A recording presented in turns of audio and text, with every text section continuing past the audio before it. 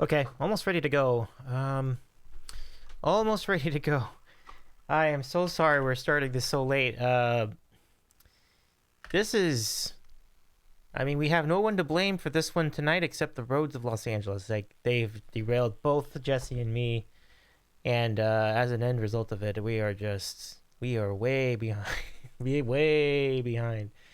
So, we're gonna roll with it. I'm a patient character.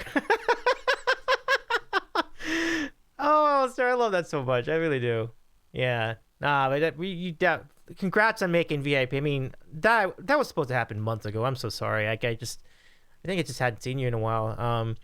Um, but whatever the reason, I've righted the wrong at this point. So absolutely, you've been with us from the beginning. Like, absolutely. Oh, let me just go ahead and start this. Let's go start the show. Like, this is exciting times for all of us here. Okay, get ready. Here we go. We're going to start our first talk show in pretty close to a month. Right on. All right, Alistair, let's do the thing. Here we go. I'm here to talk for a while. Jesse will be joining us in a matter of moments, but until then, we're going to be rolling out over here. All right. Here we go. Hold on to your butts. Okay, ready? All right. It's not that exciting. It's just me. How you doing, everybody? Welcome. Oh my god.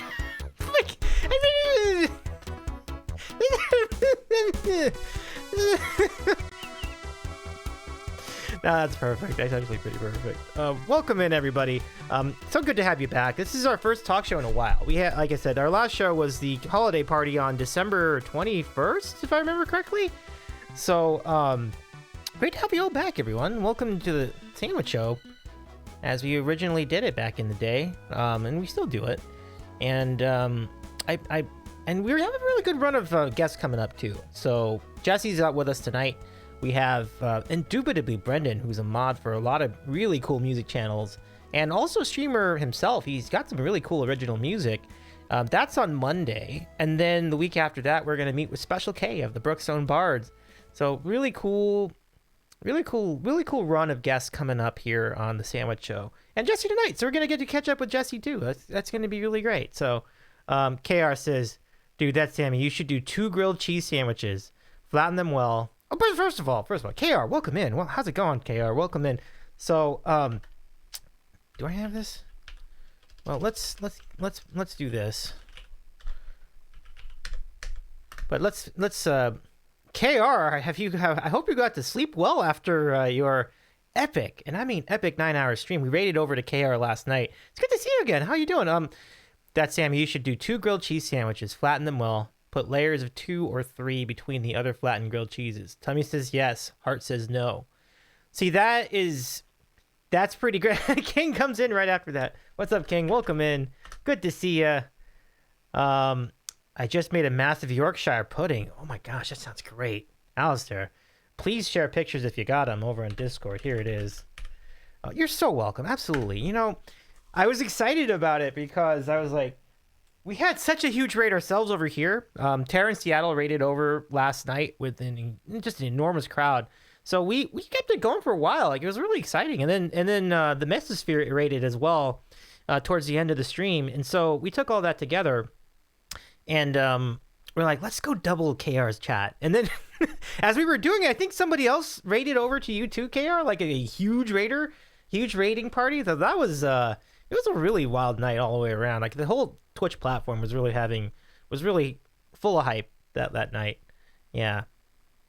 Oh yeah, 100%. In fact, I think one thing I'm hoping we can do is we can get Taryn on for a Q&A as well.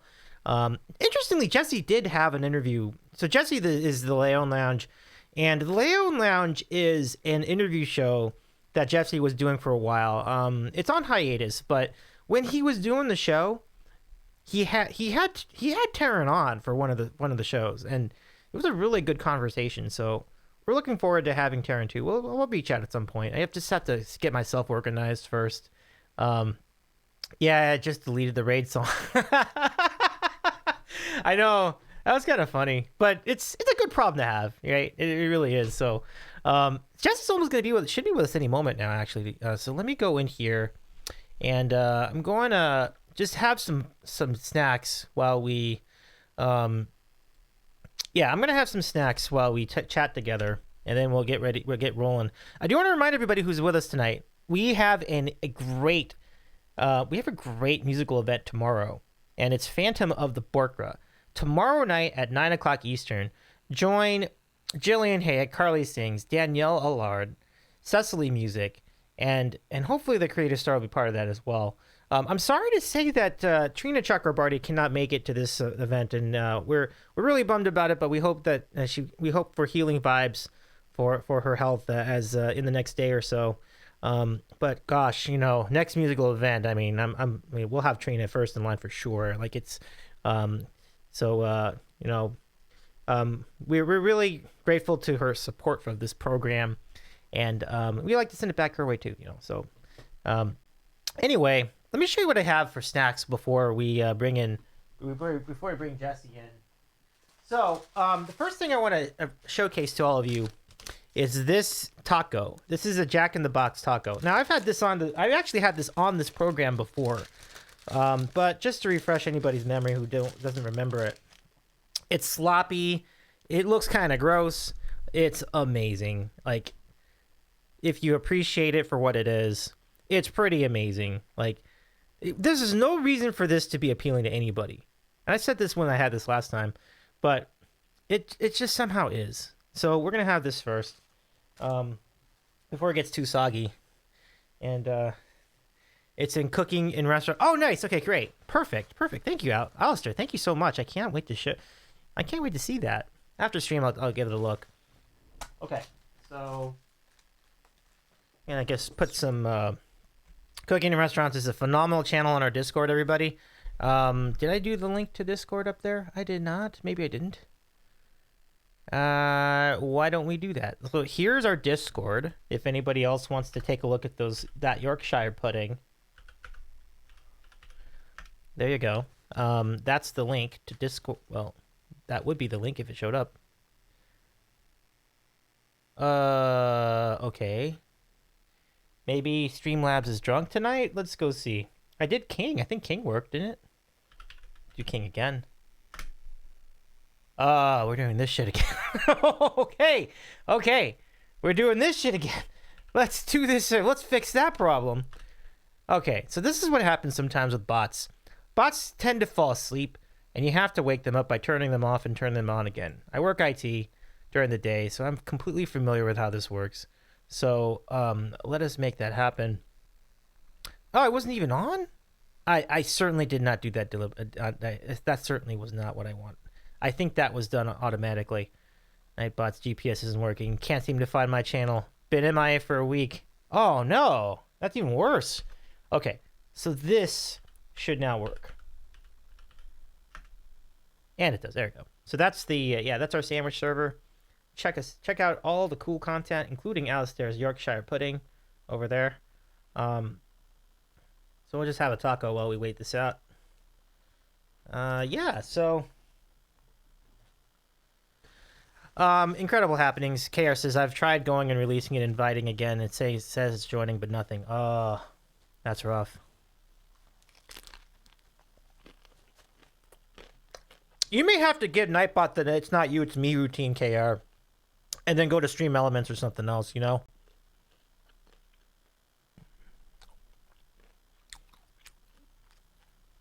Right? It's a narc anyway. Stay out.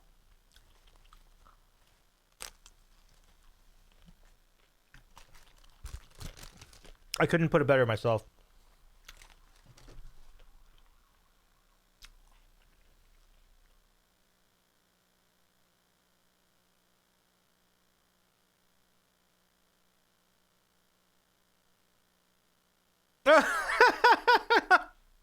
Viewer numbers have gone up since it's been gone. Well, that's awesome.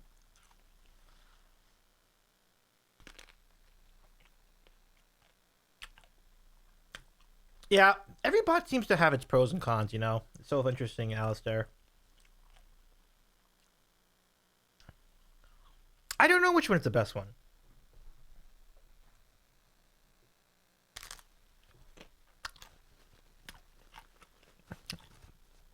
I can endorse that, KR. Yep.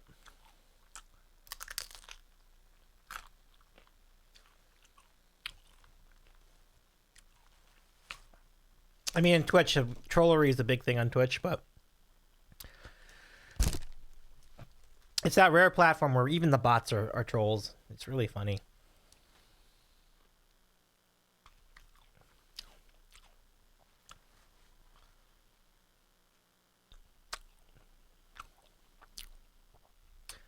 No, that's cool. That's cool. Stream Elements can do that. That's really cool.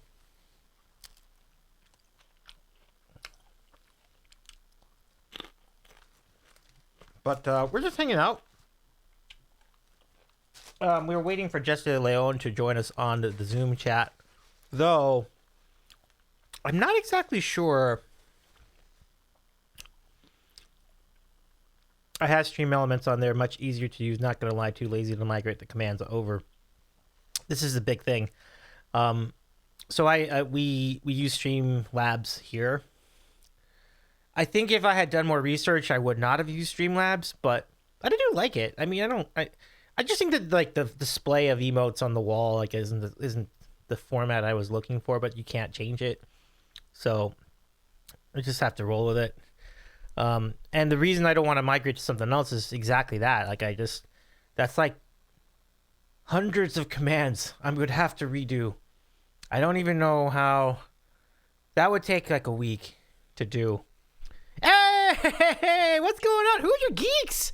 What is going on? Welcome in, everybody. How's it going? Well, let me bring you in, everybody. Oh, my goodness. Welcome. All right, let's do it.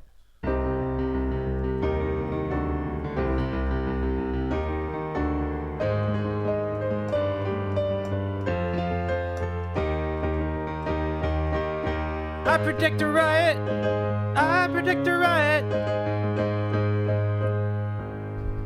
You know, I've seen your channel before. Who's Your Geek? Sounds like an awesome time. How's it going, everybody? Dutch, welcome in. Thank you for coming in with the Who's Your raid. How's it going, y'all? I would think it's safe to assume you all are from Indiana. Would you all be a fan of Indiana basketball? Like, meaning the University of Indiana Bloomington basketball? Because they had a big game tonight. They have a big game tonight in Illinois.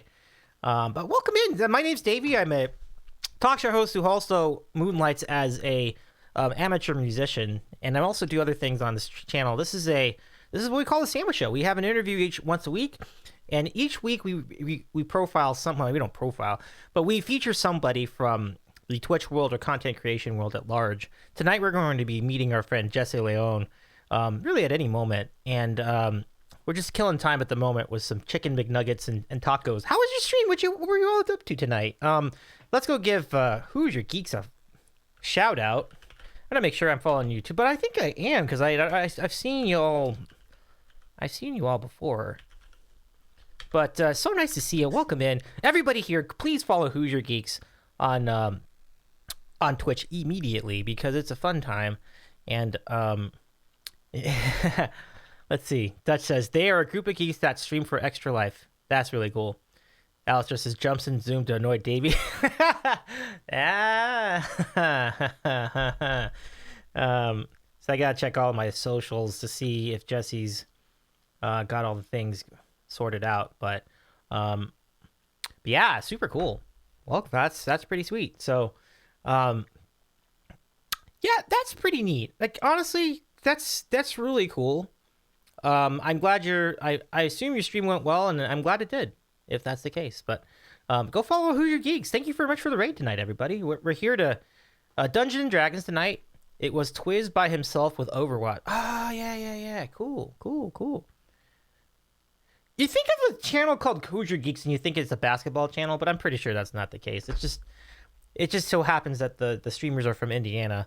And D&D is a solid topic for a stream. A solid game to play. So good. Hey, welcome in, everybody. It's we're gonna have a great conversation as well with the TheLeonLounge, and it should be a really good time. Dutch says they are from Indiana. Indeed, I love it. There you go in Discord chat. If you're bored, need to step in for a quick chit chat. Yeah, You are in Discord chat. Oh, you in the VC? Cool. Oh, no, I think I'm good. I'm good. Let's go ahead and I'll just keep talking with all of you in the chat for the time being. And I got chicken nuggets. I got these chicken nuggets. I didn't buy all this extra food because of the delay in the stream. I just did it because I was hungry. I do want to give one more shout out before we continue. And although I mean, you know, but one thing I thought that has been really, really cool, like this week, among many other things happening on Twitch, is that our friend here from the Sandwich Show, Carmela, has had a surprise run. This was completely unplanned, and just out of the blue, there was one stream she did, and it was back on Tuesday, and then it hit the front page, and then, like, thousands of people were watching. And then it happened again last night, and we're like thinking today, well, Carmela's gonna do a stream probably just to see if lightning can strike again. It struck again. So currently, she is on the front page now. She does a nice bluesy, bluesy rock, R&B mix of music. It's really, really fun, and her original music is so great. It really slaps. So I'll do a quick shout out to Carmela's channel, and they're probably going to be on all night, to be honest. They're actually, because normally Carmela doesn't even stream in the evening. This just gives you an idea how big this spot is that the Twitch front page is offering, and it's pretty wild. It really is. Twitch has been suddenly really giving a lot of people front page time. It's great to see. Like, I seen we saw Andrew Core on the front page recently. We've seen who else? There's a bunch of folks, like a lot of folks out of the blue. Oh yeah, Rob Kovacs was like on there for like weeks. It was really great. So Jamie says nuggets. I had turkey tips and vegetables because I can't drink more smoothie. All right, folks, you ready for some chicken nuggets? Chicken nuggets. Let's go. Burp. Oh, I gotta get that button ready. Let's see. Button, chicken nuggets. Hold on. Let me get the button. You know the button. Here we go. Chicken nuggets! Chicken nuggets! One's been bitten already? It looks like it, right? But apparently not. Dutch says you make me hungry. Apparently that's not bitten. But how can you believe them? Look at this.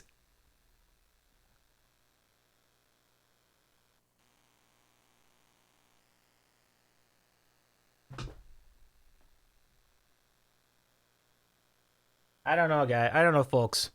Am I going to eat it anyway? Yeah, but it's sus. I'll tell you what. It's 3 a.m. Oh, my gosh. Oh, my God. You know, that's also a... Hey, Robbie, what's going on? Robbie, welcome in. It's good to see you. Let's go give... And by the way, I forgot to give Dutch a shout out. Dutch. Or Jamie. Welcome in, Jamie. Oh, Jamie. Forgot Jamie was here. Jamie, what is going on, Jamie? How you doing? KRS's front page. What's that? Yeah, you and me both. I was just thinking, like, it's... I don't know... I don't want to ever assume things like that, because I also thought I'd never see 100 people in a stream, and then that happened, and, you know, so nothing is truly off the table in Twitch for anybody, really. But what is going on? Thank you very much for the shout outs, Jamie. Yeah, Robbie, go follow Robbie. Robbie had some pretty, now I missed the show. Robbie, how did the show go on Monday? Robbie was getting into the NFL playoff talk, and it was all centered around the Cowboys losing the game, and then they won by a lot. It was kind of a bummer of an evening from a football standpoint. But Robbie says, sometimes it's a global front page, sometimes it's country or region specific. There are a bunch of spots for both. Well, I mean, any of those sound amazing, right? Like, they really do. So, oh yeah, nice. Yeah, I love that. I love that. I'm glad that was fun, for sure. Yeah. Oh yeah, absolutely, Dutch. I'm with you. And look what you've accomplished too. Like, did we give Dutch a shout out too? Let me double check. Dutch is a really cool variety streamer as well. Like, and what I do not remember, but yeah, go ahead and give Dutch a shout out as well, Jamie, if you're there. So as we do that, Jamie, here we go. Here's nugget number 1, and the dip. All right. Been a lot of discussion about chicken today in the interwebs. There you go. Oh. Okay, that's all right. Very well. Well, that's just either way. It's really great to see you.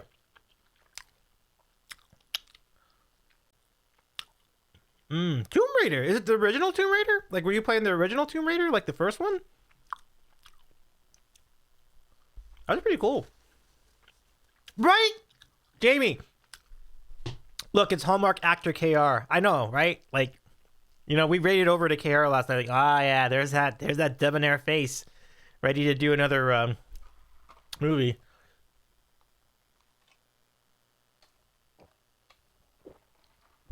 Hey, Robbie. The question: do you keep track of how many official sandwich shows you have done? In terms of the talk show, no. And that policy is a carryover from the podcast, from the sports podcast, because I never had the wherewithal to track the number on that show either. And the reason is because I don't know. I never really know what's an official show and what's not. Sometimes you just go on there for a few minutes and you're like, that doesn't seem like a whole show.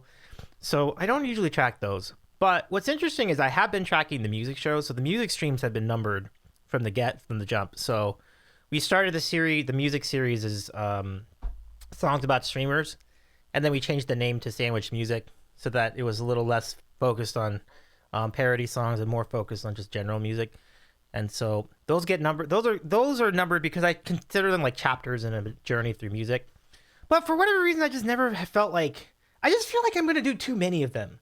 And that's why I don't number them, because I'm like, gosh, could you imagine if I had numbered all the podcasts? I think we'd be up in like number 500 or maybe even 600 at this point. Like, we've been doing them since 2009, so it's like that would be it would be impossible for me to go back and try to number all of them at this point.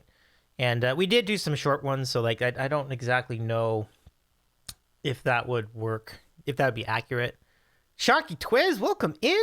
Had to go get food because this is making me hungry. Oh, KR, love it. Love the tacos. That's really great. Oh, okay, Jesse's here. Great. Jesse, let's do it. Aaron's here. What's going on, Aaron? Welcome in. Good to see you tonight. Yeah, Aaron, nice to see you nice to see you tonight. Hope you're well. We got chicken nuggets. This is from a West Coast chain called Jack in the Box. Bring this up close so you can see. Chalky Twist, thank you very much for the follow. Welcome in. There you go. These nuggets are good. Oh, that's so nice to meet you, Chunky. Well, welcome in. And we were just talking about your channel. I think it's a fun place. I really appreciate you being here tonight with the raid. So we got more fun coming up in just a moment. Jesse will be joining us for a great conversation. Oh, okay, Robbie says, that's fair. I declare my Monday shows as officials. Pre-post pop-up is not official. Okay. Yeah. I think I just never really thought that far ahead. Almost like when I started the podcast, it's like, this is a long time ago. Like, we're talking like a long time ago. Like, several presidents ago. Like, that's how long it was. So, it's like, you're kind of just doing it for a month, like, seeing if it's going to take. And then you just keep doing it. And then, like, 14 years later, you're still doing it. So, that's kind of what happened there. But with the Sandwich Show, because of that philosophy, I kind of implemented the same one for this program. So I don't have numbered, but what I had been doing is I had been listing like who the guests were, but they're not listed publicly. They're just on a Google Doc. I should probably put that public someplace. Island Vibe presents this like a way better job with any kind of organizational stuff like that. Like Viber has like all the guests listed on their channel's front page. Like they nail that. I'm so glad to have inspired you all. All right, let's have another nuggie. Yeah, nuggie time. Yeah. Indeed.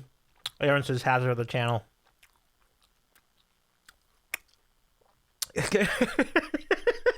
I don't think that's a coincidence, KR.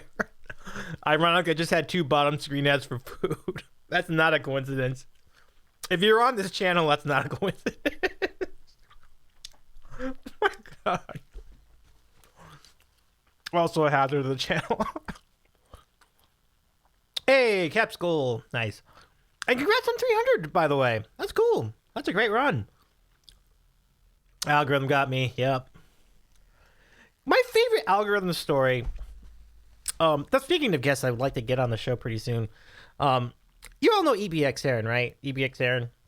So she streams a lot of a lot of great music. Like she's got looper abilities, and it's really fun. Like it's a really great spot. Like they tend to kind of gravitate towards like emo and the like zeros and 2010s music, like a lot of modern stuff. And well, she told me one time that every single one of my Bork karaoke's on TikTok go to her algorithm. I'm like, oh my god, I'm glad you like them, because if you didn't, that would have been very annoying. But it's really cool. I'm glad she enjoys, and it's wild that I'm like all over her TikTok feed. So, cool. I'm honored. Robbie, have a great lurk. Absolutely great to see you again. Gonna lurk and listen while I watch the Caps. Love you and the TheLeonLounge, who I don't think has streamed lately, which is correct. Yeah. We mentioned it at the top of the show. I believe the show's on hiatus, so I just had to make sure that I gave Jesse the right link. Jesse, message us if we didn't, because there's two. I do a Zoom for this show, and then there's another Zoom meeting I set up for the sports show.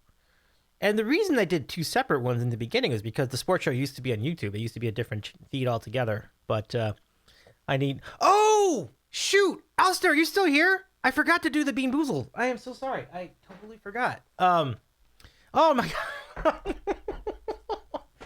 Oh god. Okay. So let's do this. Alistair. Oh my gosh, I'm so sorry. Oh gosh. It's like 10 minutes, 15 minutes late. Oh, it's like 25 minutes. I'm so sorry. Ugh. You know what I'm going to do then? Alistair, if you're still here, I am so sorry. I'm way behind. I apologize. Like, I should have done that a long time ago. Oh, I just was excited about this conversation. I'm going to do two beans because Alistair was really kind to join us tonight, and I'm so late. I'm really sorry. Holy crap. Really sorry. Oh, God. And then it meant us after that. Absolutely. Okay. Oh my god, we got a couple all-stars tonight. Yeesh. Alright, so here's what we got tonight. We got the stinky socks, and we got the vomit. Or the peach. 2B. Yeah, I mean, I need to do that. Like, oh, Alistair, gosh. I owe that. I need to do that, because, like, I totally whiffed on not seeing it. Okay, so number one, Alistair, you ready? I don't know if our friend's here. And if our friend's not here and comes back, I'll do two more beans if there's another delay or what have you. So, all right, stinky socks or tutti frutti. Here we go. Hey, let's go. Let's go. The good one.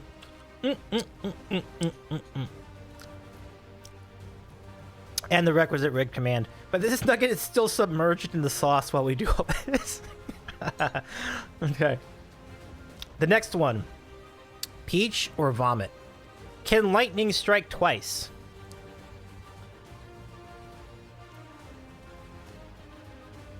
No! Ugh. Ah. Alright, wait. Wait a second. You know, honestly... This might be peach. This might be peach. But it's not obvious. I think it would be more obvious. I'm going to rule this a bad bean. There's no way you can confuse peach for vomit. You're right. Like, normally it's obvious. Normally I know from the jump. So maybe this is peach. I'm going to attribute this to peach. I'll call myself a victorious twice. Let's fucking go! Ho ho ho! Oh my gosh. What are we gonna do? What are we gonna do with ourselves here? Oh, I forgot to... I gotta give Streamlabs a sub. I'm sorry. Let me do that too. I'm gonna gift a sub to Streamlabs for a few months. Jesse has joined us in the chat, everybody. So let's go. Let me just do a thing really quickly. But we can do it while we're chatting with him. Okay, so thank you for the redeem. Way overdue, Alistair. I'm so sorry. We'll do this again. If you're not here in the chat at the moment, we'll do it again when we come back. So, all right, folks, here we go. First, Jesse, can you hear me? Hello. Hello, hello. Check, check. Uh-oh, it's frozen? Jesse? Oh, there we go. You are muted, friend. There we go. What's up? What's up? There we go. Okay. Jesse's joined us. All right, Jesse, welcome in. How's it going tonight? I'm good. How are you? Thanks for having me. Absolutely. Holy cow. It's great to see you again. You know, oh, I see you're piped up for this game. You're hyped up for this game. This is the big one. Had to, man. I know we're gonna talk a little sports today. Yeah. So yeah. You know, I had to bring out the gear. For sure. Again, I'm a little under the weather, so my voice is a little messed up. But I couldn't miss it, Davy. Thanks for having me, man. 100%. It's actually really great to see you again. Like we were hanging out a little bit in the LBC where you are. And good night, Dutch MJ. So good to see you. Welcome. Thank you again for joining us. And to Jamie's question, what did I have other than nuggets? I had one of these tacos. You know the Jack in the Box tacos, right? Like these guys. Oh, yeah, for sure. Those are the definitely late night drunk. You know what I mean? Oh yeah. Aaron says hello. You remember Aaron Renee 666? Yeah. How you doing, Aaron? Nice to see you. Cool. So that's what I had. Pull the chat. Oh yeah. Chat's on fire tonight. It's a great chat tonight. Really great chat. But yeah, I mean, I think we have not talked on this program for a while. But I will say, when we were hanging out IRL, that place you recommended was unbelievable. Like the sandwich game was just fantastic. The Eldo is one of my favorite spots in Long Beach. Yeah. Anyone in Long Beach, go hit it up. The Eldo. They got great sandwiches. They got great wings. They actually have a great ribeye. If you want a steak, but it's like a South African kind of style cuisine on some of the more like traditional dishes. But no, that place is great, man. I loved it. Oh, for sure. Folks, Jesse, I got one more redeem to do as for Aaron, and I don't want to forget this one the way I did with Hyper. So check this out. So one of the things, as you know, that we do on the show is we do these stunts, and here's the latest one. So we have the Mentos trick, and actually, let's step this up a bit, and let's do 3 tablets instead of 2. And Jamie's right, yeah. So Jamie, the Jack in the Box chain, I think, is only on the West Coast, so kind of a bummer that most of the East Coast can't have it on those late night tacos. But what would you say is the best taco you've had on the East Coast? Like, is there one? Do they have good tacos? That's a good question, right? Like, anything come to mind, Jesse? Like, have you been maybe Miami? Well, on the East Coast? Yeah, the East Coast. Like, you don't really think of it that much out there. I've never been to the East Coast, actually. Oh, wow. Never. Not once have I ever been. The farthest I've been is Orlando, Florida. Okay. I went to Disney World back when I was a kid. I mean, that would probably qualify, but certainly. It's East Coast time, but yeah. But yeah, no, have never been. Gotcha. I got to get out there for sure. Oh, for sure. I feel like it'll happen like pretty soon. Yeah. You know. We have a couple agents that one lives in DC, one lives in New York. So I got to go out there and say what's up. So Definitely. they've invited me. I love that. Okay, well, yeah, we got some great stories coming up tonight. All right, folks, so here we go. Mentos for Aaron. Here we go. Nice. That's a good one. Pretty solid. I love it. Thank you, Aaron. Light spill. Oh, yeah. We're okay. It didn't get all over the keyboard or anything like sometimes it does. Okay. You ever do a double Mentos? Like, what would that entail? Like, Can you do 2 Mentos at the same time? Does it make it? Oh, I did 3. I did 3 tonight. And so that was with 3 of them. Sometimes I do with 2. And sometimes I do it with just 1. You ever do the entire roll? No. I can't say that I have. You got to do that outside. You can't do it here. It would just be... It'd be pretty naughty. Aaron says, there's a pretty decent taco place called the Taco Bus about an hour from me. I hit it up last time I visited my cousin in college. Cool. Oh, where are you from, Aaron? So Aaron's in Central Florida at the moment. Yeah. Central Florida. Yeah. She's originally from New York, though, so Okay. pretty Yeah, cool. I book shows in Central Florida as well. All over. I mean, I book shows. You give me a city, you name it, I book it. Okay, I'll give you a city. Anchorage. Oh, you got me. Yeah, right, first one off the bat. No, I have not booked in Alaska. Okay. However, one of the other agents did get an offer for 50 Cent in Alaska. Wow. Yeah, they couldn't get the deal done. I probably not enough money, but No, I mean it's fitty. I get it. Like yeah, he's probably I would guess at least 250,000 per show. he's a TV producer now, right? Like, doesn't he have like TV shows and He does such? everything. He He does does. everything. He Yeah. does. Yeah, that's pretty sweet. You know, yeah, you've been on a roll, Jetsy. Like, it's really, really cool to see how far you've come as an agent. I think since we last talked, like you booked, you like recruited. I think you. I don't remember the timeline of when this happened. We were last on this program in like July 2021, I believe is when it was, more or less. Mhm. Yeah. Um, and I'm pretty sure since that time you added Anel Saul to your roster, and they're No, obviously I've added all three. I've added Raquel, Anel, and Matt to my roster since last time. wow. So that'll Yeah, happen in like one. when I last talked, I think I only had Nick Black, Harry Mack, and I think 60 East from my roster. That were my personal my personal clients, but Mhm. yeah. That happened after. That happened like towards the end of the summer, I think. So of that group, I'm trying to think like who of those folks have you met in person up to this point? I think Harry you did. I know you met Nick. I've met all of them now. Yeah, Oh, I've met okay, you all met of all of them. them. Okay, cool. Yeah. Well, Nick, I met Nick when he first he like emailed our agency and was looking for representation, looking for an agent. And I heard his stuff. I heard "One Night Love," which is the song that they sent to us, and I thought it was incredible.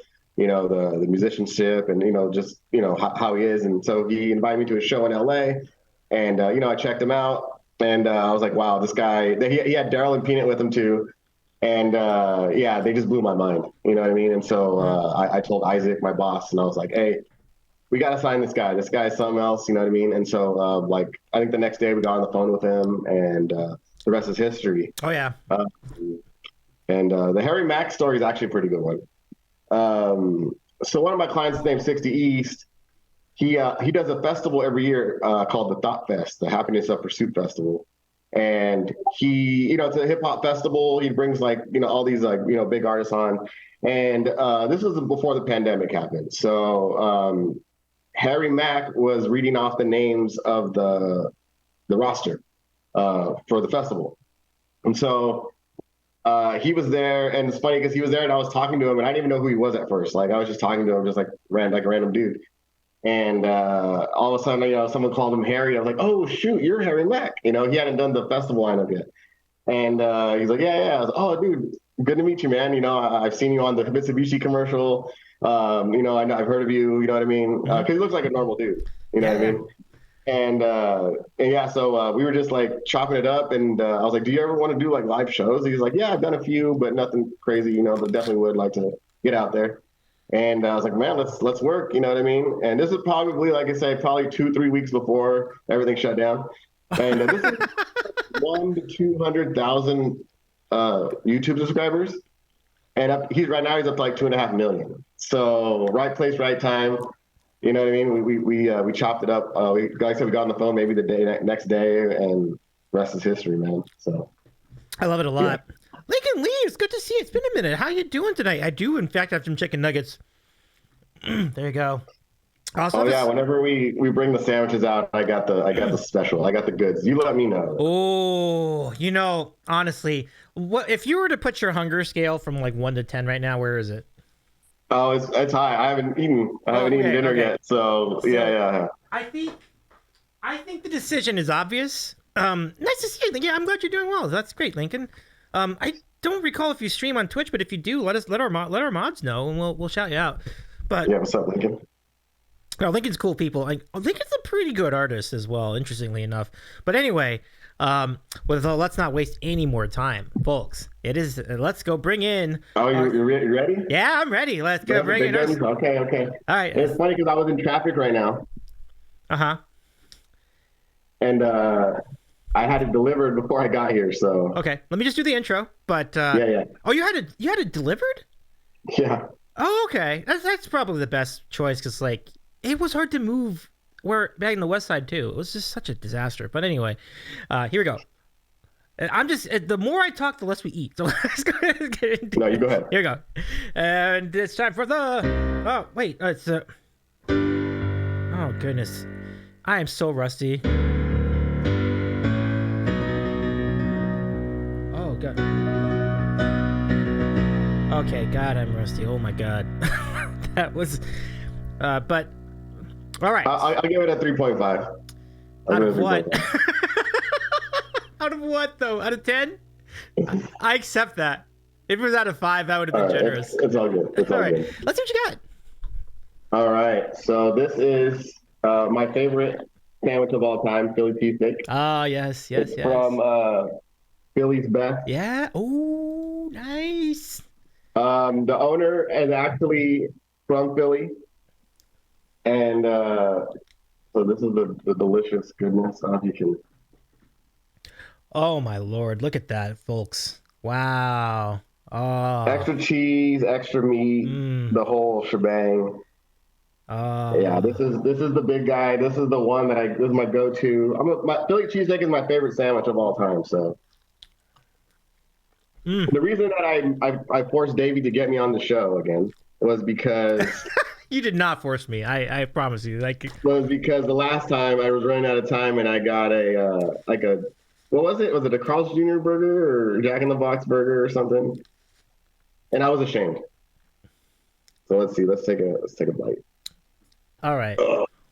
Do it up, Jesse. Oh, the cat's covering it up, but it looks amazing from this vantage point. Oh, that's beautiful. So here's a question: does it have peppers? No. Good, because that's. I don't really like, and it's funny because I don't really like their peppers. Mm-hmm.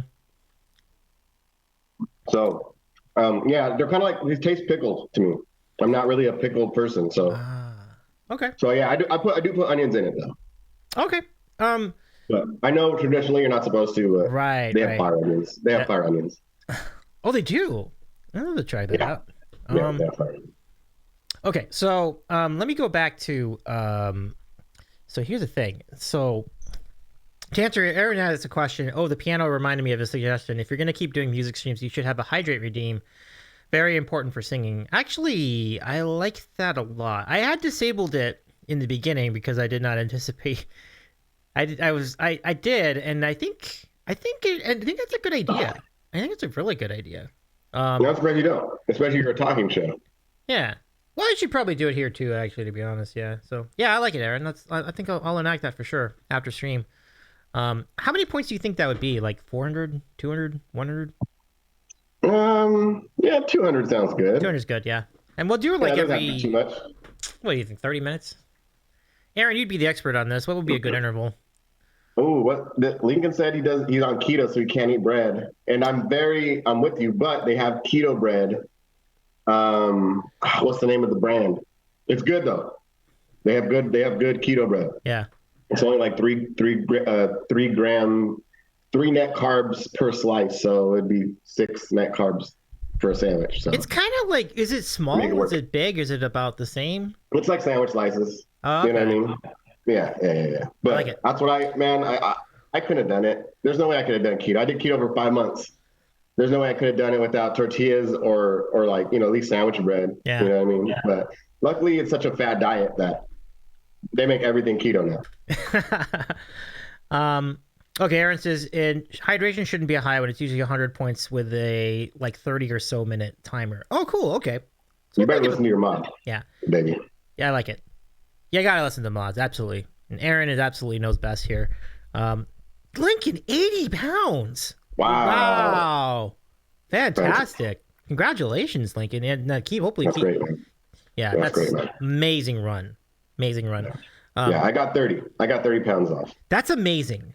Look, Look, and one thing to remember is like if you're not a tall person, losing 30 pounds is extraordinary. It's extraordinary. Yeah.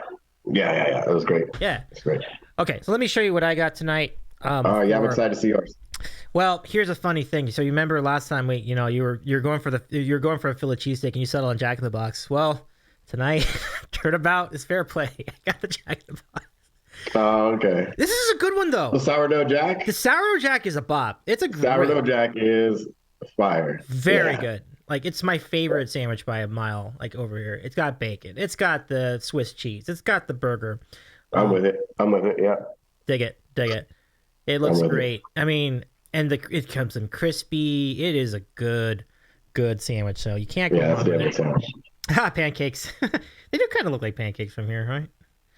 Let's do it. So, how much of that have you finished by now? Like, have you finished most of it? No, I haven't. I don't want to be too rude. I'll get a bite while you bite. Okay.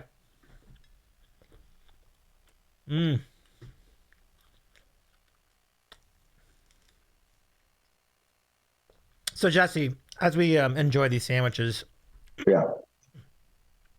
My query is, if you had the wherewithal to add one more Twitch streamer, it could be any size, it can be any type of genre, who would you want to add to your roster next?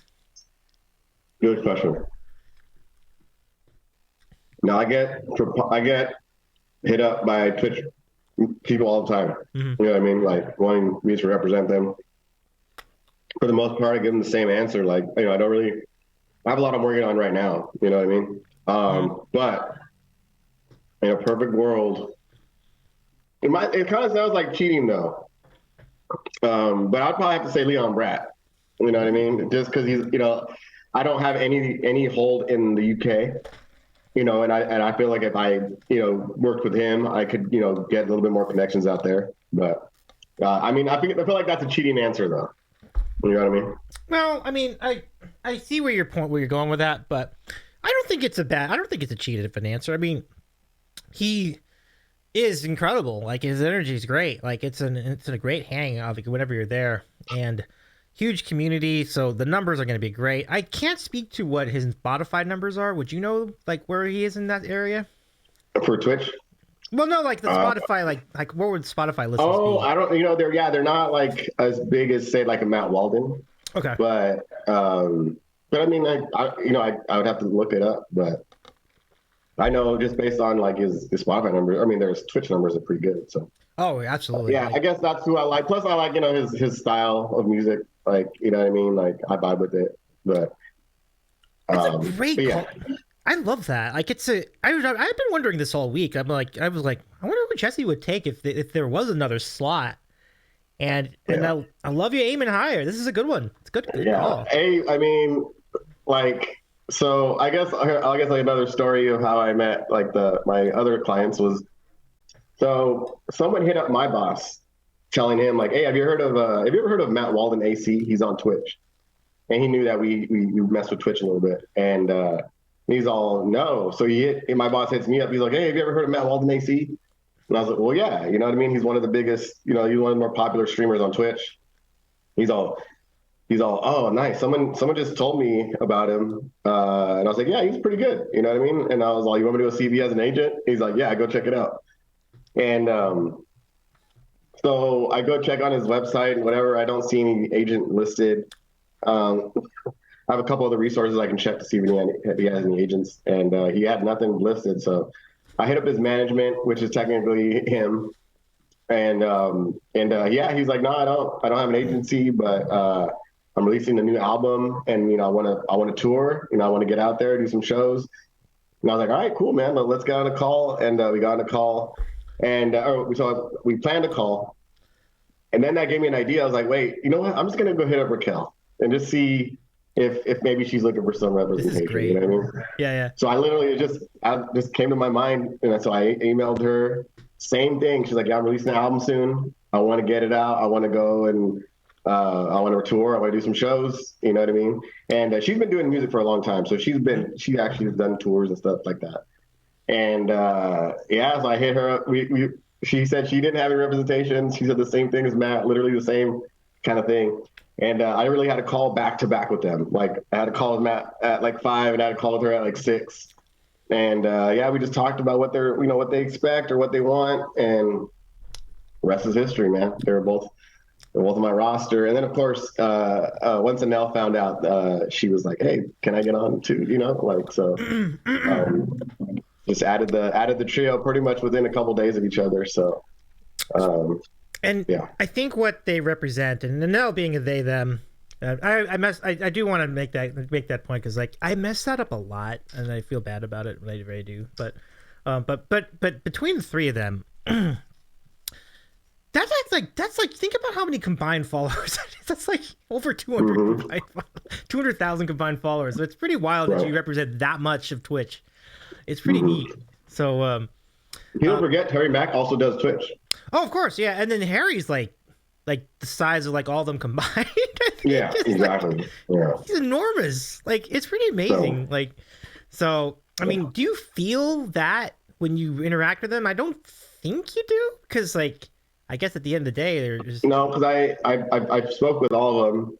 Whether it's on the phone, texting, whatever, and like they're all really cool people. Like they all are super nice, super cool to talk to. You know what I mean? And like they've never done me wrong. You know what I mean? We always, whenever we talk, they're just down to earth people. And and that I appreciate that. And that's why I enjoy working with them. You know what I mean? And like I gotten lucky so far. You know what I mean? I haven't had any like huge egos. There is some on our roster, on the Breakpoint roster, that like have, that are like maybe they think they deserve a little more than they should, but but I've been lucky, man. I've been blessed. But yeah, especially Harry Mack is like one of the nicest guys ever. Like he's super nice. Like and I mean they all are, but but like I said, Harry Mack is obviously like a tier above that, or a couple tiers or whatever. And he's the nicest guy, easy to work with. So yeah, I've been blessed. That's pretty sweet. We had the privilege of meeting a lot of those folks, including, and Lincoln actually brings up a really good one, Helena Meyer, who was also at the Late Night Buzz show in December. So we both met her too. I saw her. Yeah. One thing I do is I will make. First of all, she's awesome. I completely agree with the sentiment. Like that's a really great and she was saying that she was just starting out Twitch, and so for what she's done, right. She had like 200,000 Spotify listeners too. Yeah, so it's remarkable how quickly she's risen as a star already. Yeah. It's really I'm keeping my eye on her. Don't you worry, Davy. Don't keep my eye on her. Well, I look forward to the eventual moment where Helena gets get top billing on a show. I think that's going to be a good show. She was awesome on the show, like at the Late Night show. Yeah. Yeah, and just same vibe. Like you were mentioned, like I mean, I assume that you had the similar vibe where couldn't be more down to earth. Like just like no, she was really nice. Absolutely. So, we'll shout out all these folks momentarily, but yeah, I think it's his best vocalist on Twitch. And I tell you, there's a lot of great vocalists on Twitch, which is really kind of an amazing spot just to see music in general. And he said she's in that group they're in that group with Carmela. Yeah, Carmela's a homie too. Yep. I'm also keeping my eyes out on her too. I'm always plotting, Davy. I'm always plotting. I was gonna say, I mean, you talk about someone who I just mentioned at the top of the show. Carmela has been on the front page all weekend, and it just came out of nowhere. There was no plan. Oh, okay. It just suddenly she was doing a stream, and then before you knew it, like 1,500 people showed up, like at the end. And then it happened again, like the day after, and tonight, same scenario, like. So it just goes to show you, like when you're good, you're gonna find an audience, and it's right. Yeah. No, I've had Carmela on 2 of my shows. I had her as an opener for Matt Walden and an opener for Nick Black. You were both of those shows, weren't you? Yeah, I was definitely. Nice. So we actually met Carmela together, if I can remember correctly, because when Josh Turk was doing a show in the OC Fair, that's where I met her. Oh, right. I think we met all 3 of each other simultaneously. It's kind of an interesting. Yeah, that's true. Oh, wow. Day. Yeah, fun day. That's crazy. I know, it's pretty nuts. I mean, when it's that early in the game, I didn't even know she was even gonna know who I was, but apparently she did, so it was cool. And did she know you at all? Like, did you just like, hey, I'm TheLeonLounge or whatever? I don't remember if I don't think so. I think it was like early, like I said, it's kind of It early was on, for like, sure, for sure. So like and did I have her on my show before you, or did you have her first? that's a hell of a question. I'm trying to remember. So I had her on October 2021. I think you Yeah, I might don't have remember. been just before, just after. It was really close. It was really Mhm. close. Yeah, But no, she's good people. we found out different things about her personality in those two shows too, which is really wild. Like for example, your spot with Anna, I did not know she was such a huge musical theater like aficionado until I Mm. saw the spot with you, and it's like, wow, that's really neat. Like I didn't realize that. Like that's, well, I mean, it's obvious now, but I mean, at that point in time in my life, I didn't realize it, so it was really cool. Yeah, yeah, yeah.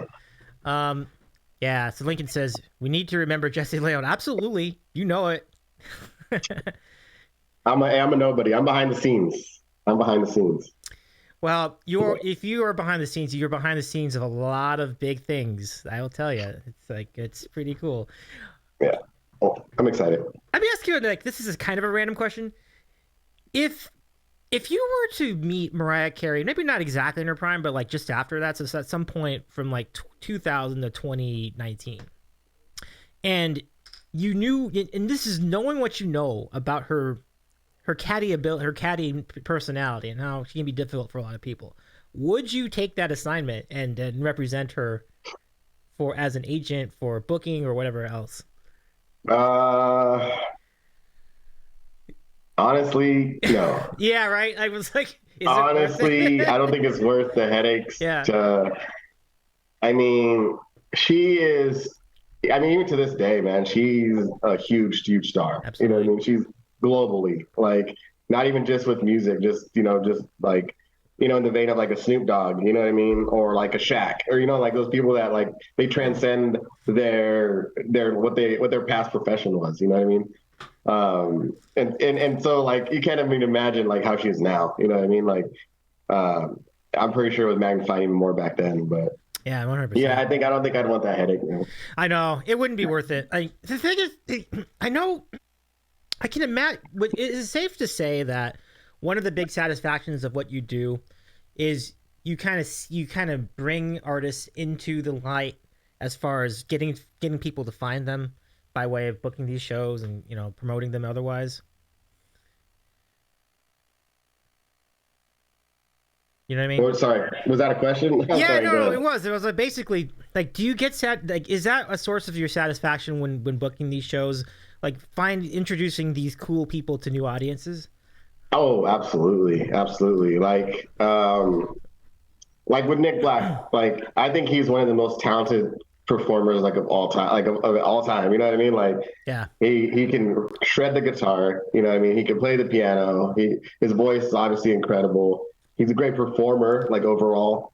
And like I'm huge Nick Black fan, even though I represent him. That's why I love it when he gets to meet new people, and when people say, "Man, that show was incredible," and I'm like, "Yeah, see, that's what I saw." You know what I mean? But like that's like with everybody. You know what I mean? With Matt, 23 city tour that I booked him. He got to go to all these different places. You know what I hmm mean? And it was cool because every place, there was a few people that were like, God, that guy is so incredible. You know what I mean? Like he made new fans in every city that he went to. You know what I mean? That's all I strive for. You know what I mean? And you always want to get more and more, fans each time you go out. You know what I mean? And if these guys are that good, you know what I mean? It'll translate. You know what I mean? It'll translate to more fans. I think it's an interesting follow up question to that, because fans were connecting to him.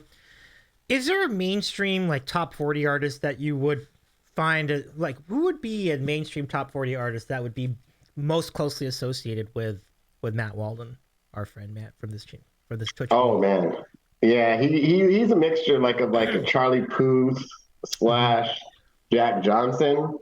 You know what I Yeah. mean? I know Jack Johnson's not really he's not as popping as it was back in the day, but like kind of that vein, like kind of like more of like not even like how Jack Johnson has kind of like a little bit of reggae influence.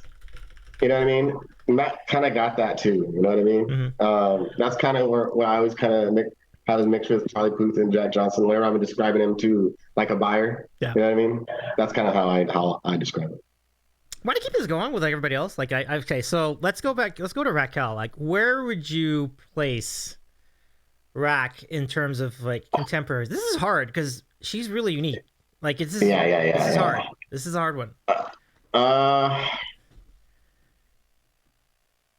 yeah, that's a tough one. That I would say, I mean, right off the top of my head, like a little bit of Erica Badu, Ooh, okay. maybe mixed with what's her name? Uh, what's the name of that? Oh, that three little birds sat on my window. What's the name? What Nelly is that? Furtado. No, not Nelly No. Furtado. Um, gosh, come on, chat. Um, Yeah, if anyone in chat knows, let us know. uh, you know, and let your oh, girl, put your record on. Oh, Corinne Bailey Rae. I'd say like a mixture of Erica Ooh. Badu and Corinne Bailey Rae. Okay. Mix those Okay. up. Yeah. I would have nothing for this. Like this, I think that's great. I think that's really great that you came up with a good like hybrid blend. Um, that's pretty cool. Okay. How about Carmela? You know what, man? She seems like an old soul to me. Mm-hmm. You know what I mean? Mm-hmm. She kind of always reminded me like a Joan Jett, that like raspy kind of Oh, the like, vibes are great. Very Joan Jett. Yeah, yeah, especially like with the band. Yeah, very Joan Jett. yeah. Like she always kind of reminded me like that old like 70s like Yeah. chick. You know? Oh man, like yeah, Yeah. yeah, yeah. Yeah. I'm a huge Carmela fan, man. I'm a huge Same. Carmela fan. Same. If I had a little bit more time on my hands, you know, I'd love to represent her. Maybe later on, man. I for sure. Like I Yeah. said, definitely keep my eyes on her. You know what I mean? Yeah. But Well, yeah, absolutely. Carmela and the band are going to be in town like next week. So I This am, weekend. yeah, next weekend on the 28th. Is it So next weekend? pretty sure. Yeah, he's like Oh, okay. January 28th. Yeah. So if any of you are in the Los Angeles area, definitely get down to that show. More details Yeah. at She's a fantastic live performer, man. I love her live music. 1000%. Like, and the originals are just phenomenal. Like, so yeah, I mean, that's really quite on point. Like, I'm thinking, and that's the vibe she wants too. Like, she wants the 70s, 80s kind of vibe. Yeah. You know, there's definitely a lot of that in there, a lot of soul in that music. So it's pretty much on point. Yeah. Now here's the tougher ones are going to be Helena and Anel. Now, what would we do? That's a more interesting just journey. Yeah. I Yeah, couldn't, yeah, yeah. Because yeah. these are like genres that I'm not like super well versed in, you know what I Mm-hmm. mean? Mm-hmm. Like more of the like singer-songwriter poppy type of mix. Mm-hmm. I would say for Nell, yeah, Nell and Helena are kind of in the same vein. Yeah. Hmm, man, let's see. Gosh, trying to think of like maybe like a '90s artist that I was like really into. I'm trying to think too. This Not is really like Gwen Stefani. She's more of like indie. Um, Gosh, man, that's a tough one. I think you might have stumped me on that one. I'm yeah. trying to think of like songs that I were really into back in the day. Um, but like, It's hard. In both cases, it's hard. I just can't think of anything that specifically registers. And I don't think I've listened to enough AB Winehouse to really position either of them as, but I think yeah, I'm not exactly there. yeah, they're more chill. Like they're definitely a more chiller like pop type, like say singer songwriter type. Yeah. Um, yeah, no, that's a good one though. I'm gonna have to think about that one and get back to you on that one. Do you remember That's a Kobe good question. Kalya? Like the Yeah, I'm like a bird, I wanna fly away. no, Is that her? that's Nelly Furtado. Kobe Kalya did no, never mind. I'll go look it up like later. I forgot. Are you Totally sure forgot. that's not her? Oh, okay. Yeah, I'm like a bird. I I know wanna what you're fly talking about, though. I know away. exactly what you're Yeah, talking yeah, about. yeah, yeah. And I don't think any of them would be. Maybe, yeah. I don't. I think you're right. I don't think anyone really gets in the Nelly Furtado neighborhood of vocals. So, but anyway, that's really fun. That was really fun. Harry Mack, which rapper do you think Harry Mack would be most like? He's a different animal. Yeah, He freestyles, you know what I mean? So yeah. like he's not like your traditional like boom boom bap this and that. Like you give him a word and he raps it. You know what I mean? Like maybe I could like Supernatural is probably the most famous, you know, freestyle rapper of all time. Um, but they don't really compare. I mean, man, if you ask me, I say Harry Mack is the best freestyle rapper of all time. Like, if you ask me, That is that's a huge. statement. Now you are really well versed in that genre. So for you to say Yeah, that, and that's a like, statement. and back in the day, freestyle rapping was like, we grew up.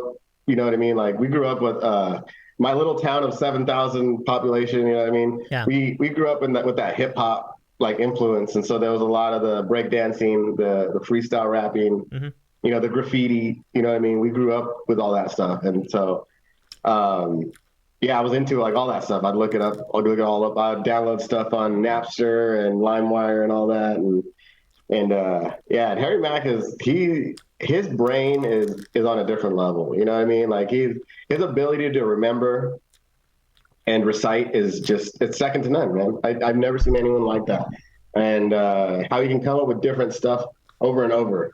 Yeah, I mean you do hear a few of the phrases maybe recycled throughout, but like it's not very often. It's just crazy. Yeah, I'm with you on that.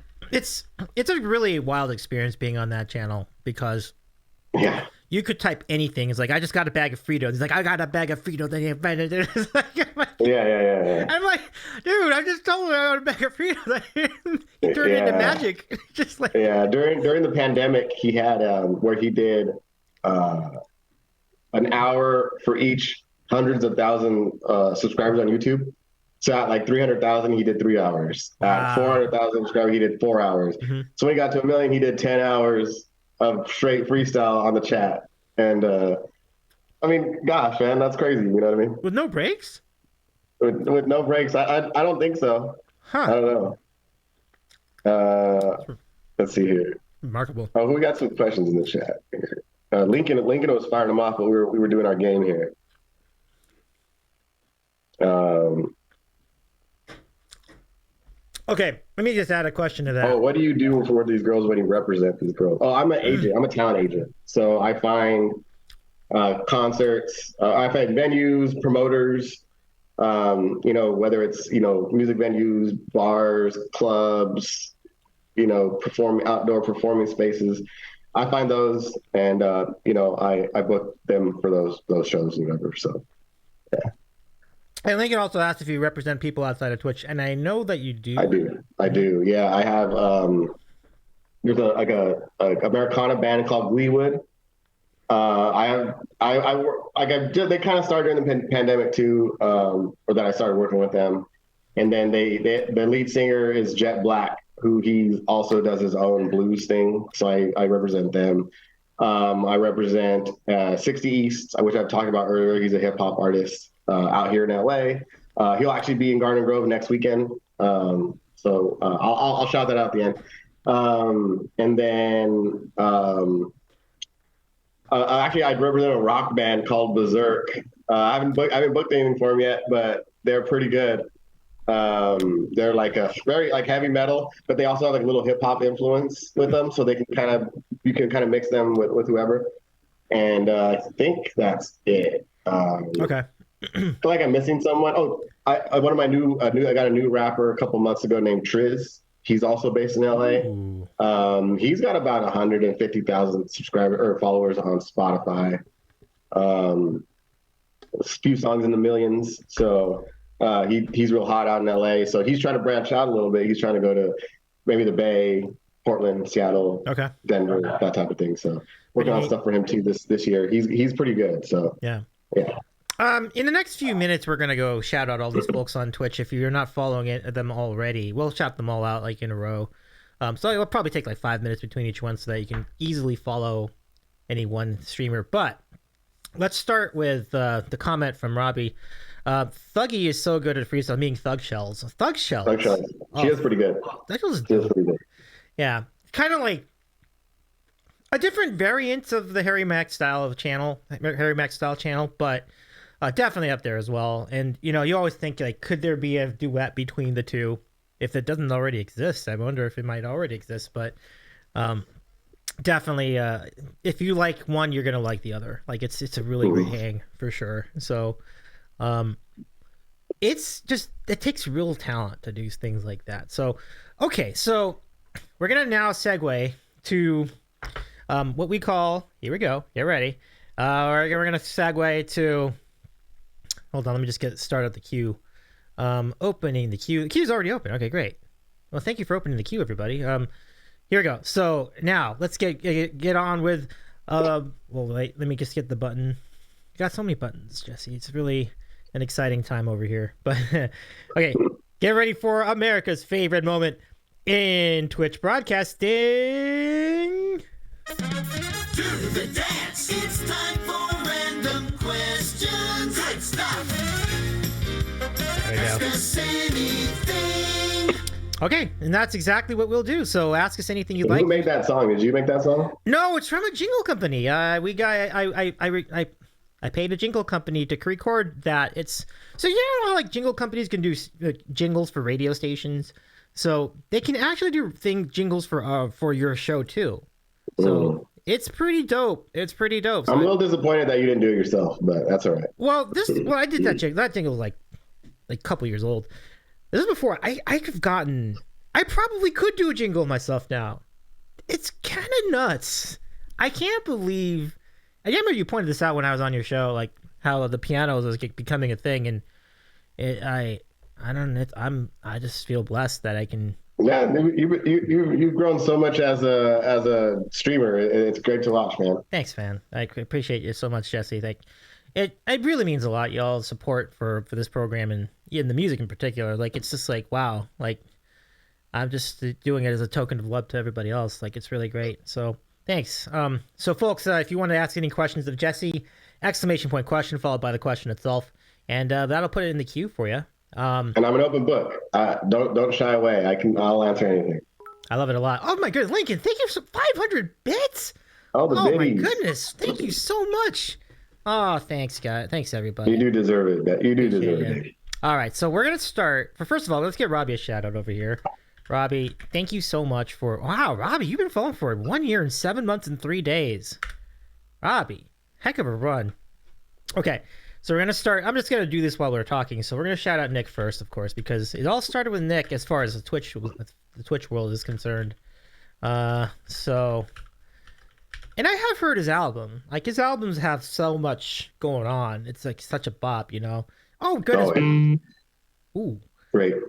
Yeah. Thank you, Robbie. And thank you so much. Yeah. Great album. Great album. Twitch #1. S Pines. What's going on, Pines? SFX Pines is joining the chat. What's going on, Pines? How you doing? So that's #1. Get those questions in. ! It's a scam, Margaret. What do you mean? Oh, did something happen? I need 8 more follows for the extreme affiliate thing you haven't even streamed yet. Oh, I know. Isn't that great? That's always great, Lincoln, when you have that kind of support going in. So let's go give a shout out to Lincoln too. So good luck with your streams once you get them going. So since Robbie's here, let's do some sports talk. Like we can talk about this week's action. So 2 of us are big into sports. We talked a lot about sports when we met in person a while back. Okay, so I gotta tell you, I don't really see. Do you consider the Bengals to be a big upset if they do win that game? I don't think so. It's not a huge upset. I mean, because the Bengals went to the Super Bowl last year. So, however, I'm picking the Bills because the Bengals just lost another lineman. And I know last year they also had, offensive line problems, and Joe Burrow is still a beast regardless, but it only can take you so much. You know what I mean? Bills, they're pretty aggressive. You know what I mean? So, and I think this year defense is better than last year. So, I think the Bills are going to take it. But if the Bengals win, I wouldn't see it as a total upset. It would be a little bit of an upset, but I mean, the three big guys, the Bengals, the Bills and the Chiefs, I think they're all 1A, 1B, 1C. You know what I mean? I think it's you pick one and you'll be fine. Yeah. I think it's the San Fran is good this year. More than good. Their defense is man. one of the best in the league. Yeah.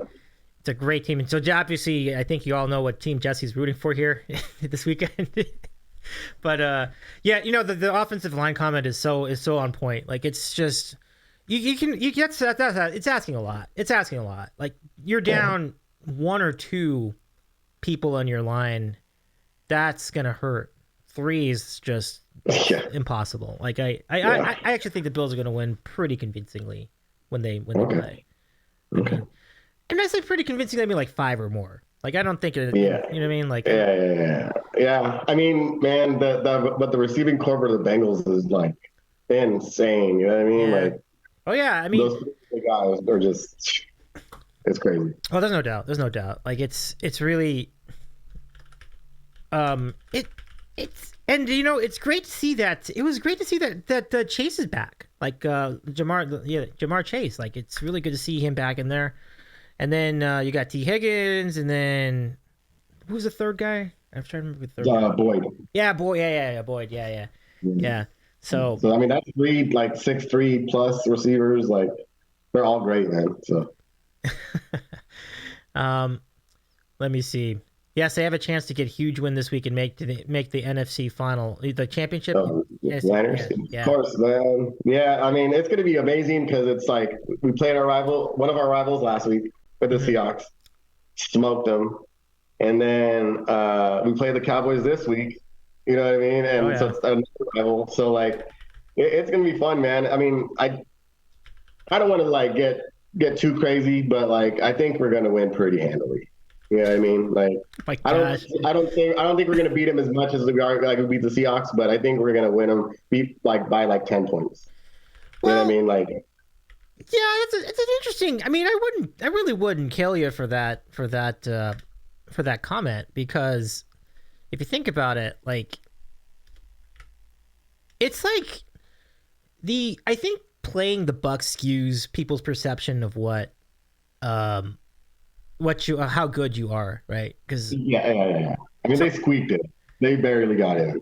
You know what I mean? Right, and it's like they really shouldn't even have been in the playoffs. I guess that's kind of what I'm getting at. Like I think I did think that the Bucs were going to give them a tough time. I have to be honest. I thought, well, never. I thought the Bucs might win. Yeah, I did too. I'm not a betting man, but I wouldn't have bet on it. But yeah. I mean, I thought the Bucs might pull it out. Yeah, it's unfortunate, but it's fine. We kind of roll. But I'll tell you my favorite thing about last week is that the Seahawks thought they had a chance at halftime, and then we just like squashed it. You know what I mean? That was like my favorite thing because like I wish because I'm from Washington State originally, right? And I've been a Niner fan since day one, and growing up, nobody liked the Seahawks. Like there was a few in there, you know what I mean? A couple of the hometown people liked the Seahawks, but growing up, it was like a lot of Niner fans, a lot of Cowboy fans. Steelers were one of them. Raiders was a big one. Big in the Mexican community. Those are the 3 big like fan bases, whatever. And then once they got Pete Carroll and Russell Wilson, all these people coming out the woodwork, like, oh, I was a day one. Like, no, you weren't, bro. I'm pretty sure I have a picture of you in a Niner shirt. You know what I mean? Like somewhere, like get out of here. You know what I mean? But so it was just fun. I wish I could have seen some of their faces when at halftime, and then see them like midway through the third quarter after that strip fumble. You know what I mean? Yeah. That was my favorite part of that. It is. I will tell you, it's kind of a similar spot with me and Seattle. I thought Seattle was going to give them a game. I really did. It just goes to show you that the cream rises to the top in the playoffs. Geno Smith had a great year, but when you put him in the playoff scenario, he goes back to being Geno Smith, and it's like, man, I remember that guy throwing terrible passes. He's literally the best it's the best in football right now. So. Yeah, that defense is good. How do you explain? Well, hang on, but let me do this first for Speed the Beast. Speed the Beast, pump it up. Good to see you again tonight. Welcome in.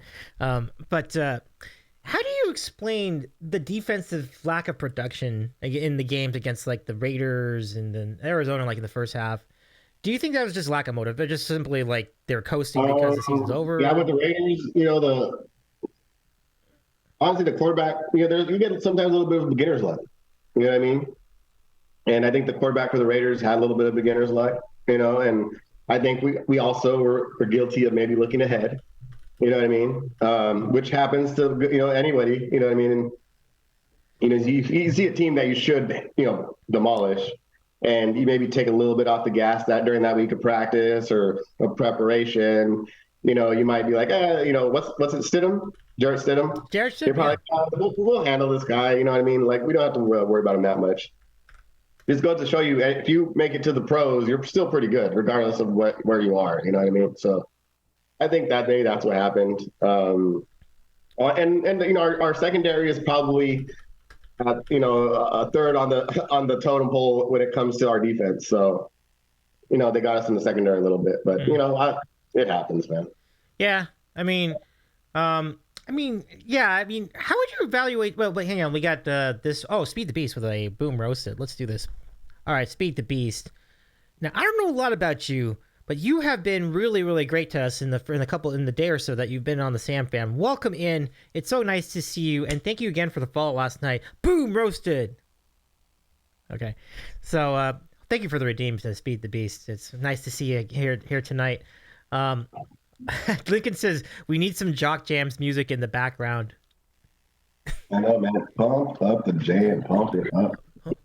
Yeah, that's a great CD actually. I've listened to like the whole thing one time. I was like, it's good shit. Absolutely, man. Yeah. 90s baby. Love it. But yeah, how would you evaluate the health of the Niners at this point? Because it seems like they've been struggling with injuries on the defense all year.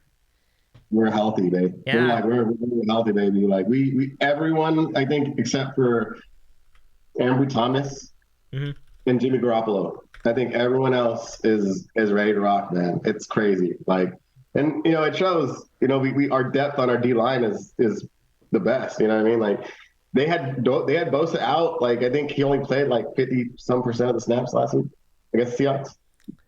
So it just goes to show you, man. I think they're saving him up for this week. So I'm excited, man. I take it. Robbie had a comment earlier that says, what do we got here? That made me a couple things. Sports, this makes me so happy. I love both of your sports talk, and it's been too long since I've seen you together. I was watching your Olympics. Yeah, for sure. I hadn't even done a sports show like in any kind like about a couple weeks. Like we last did I think it was a week 18 show. I think I did with John. So yeah, back at you, Robbie. It's really great to do this. Shouts to Robbie, man. That guy, he kind of started. He's the GOAT in the Twitch stream, in the Twitchverse, man. The sports stuff. And I'll tell you, it's actual podcast.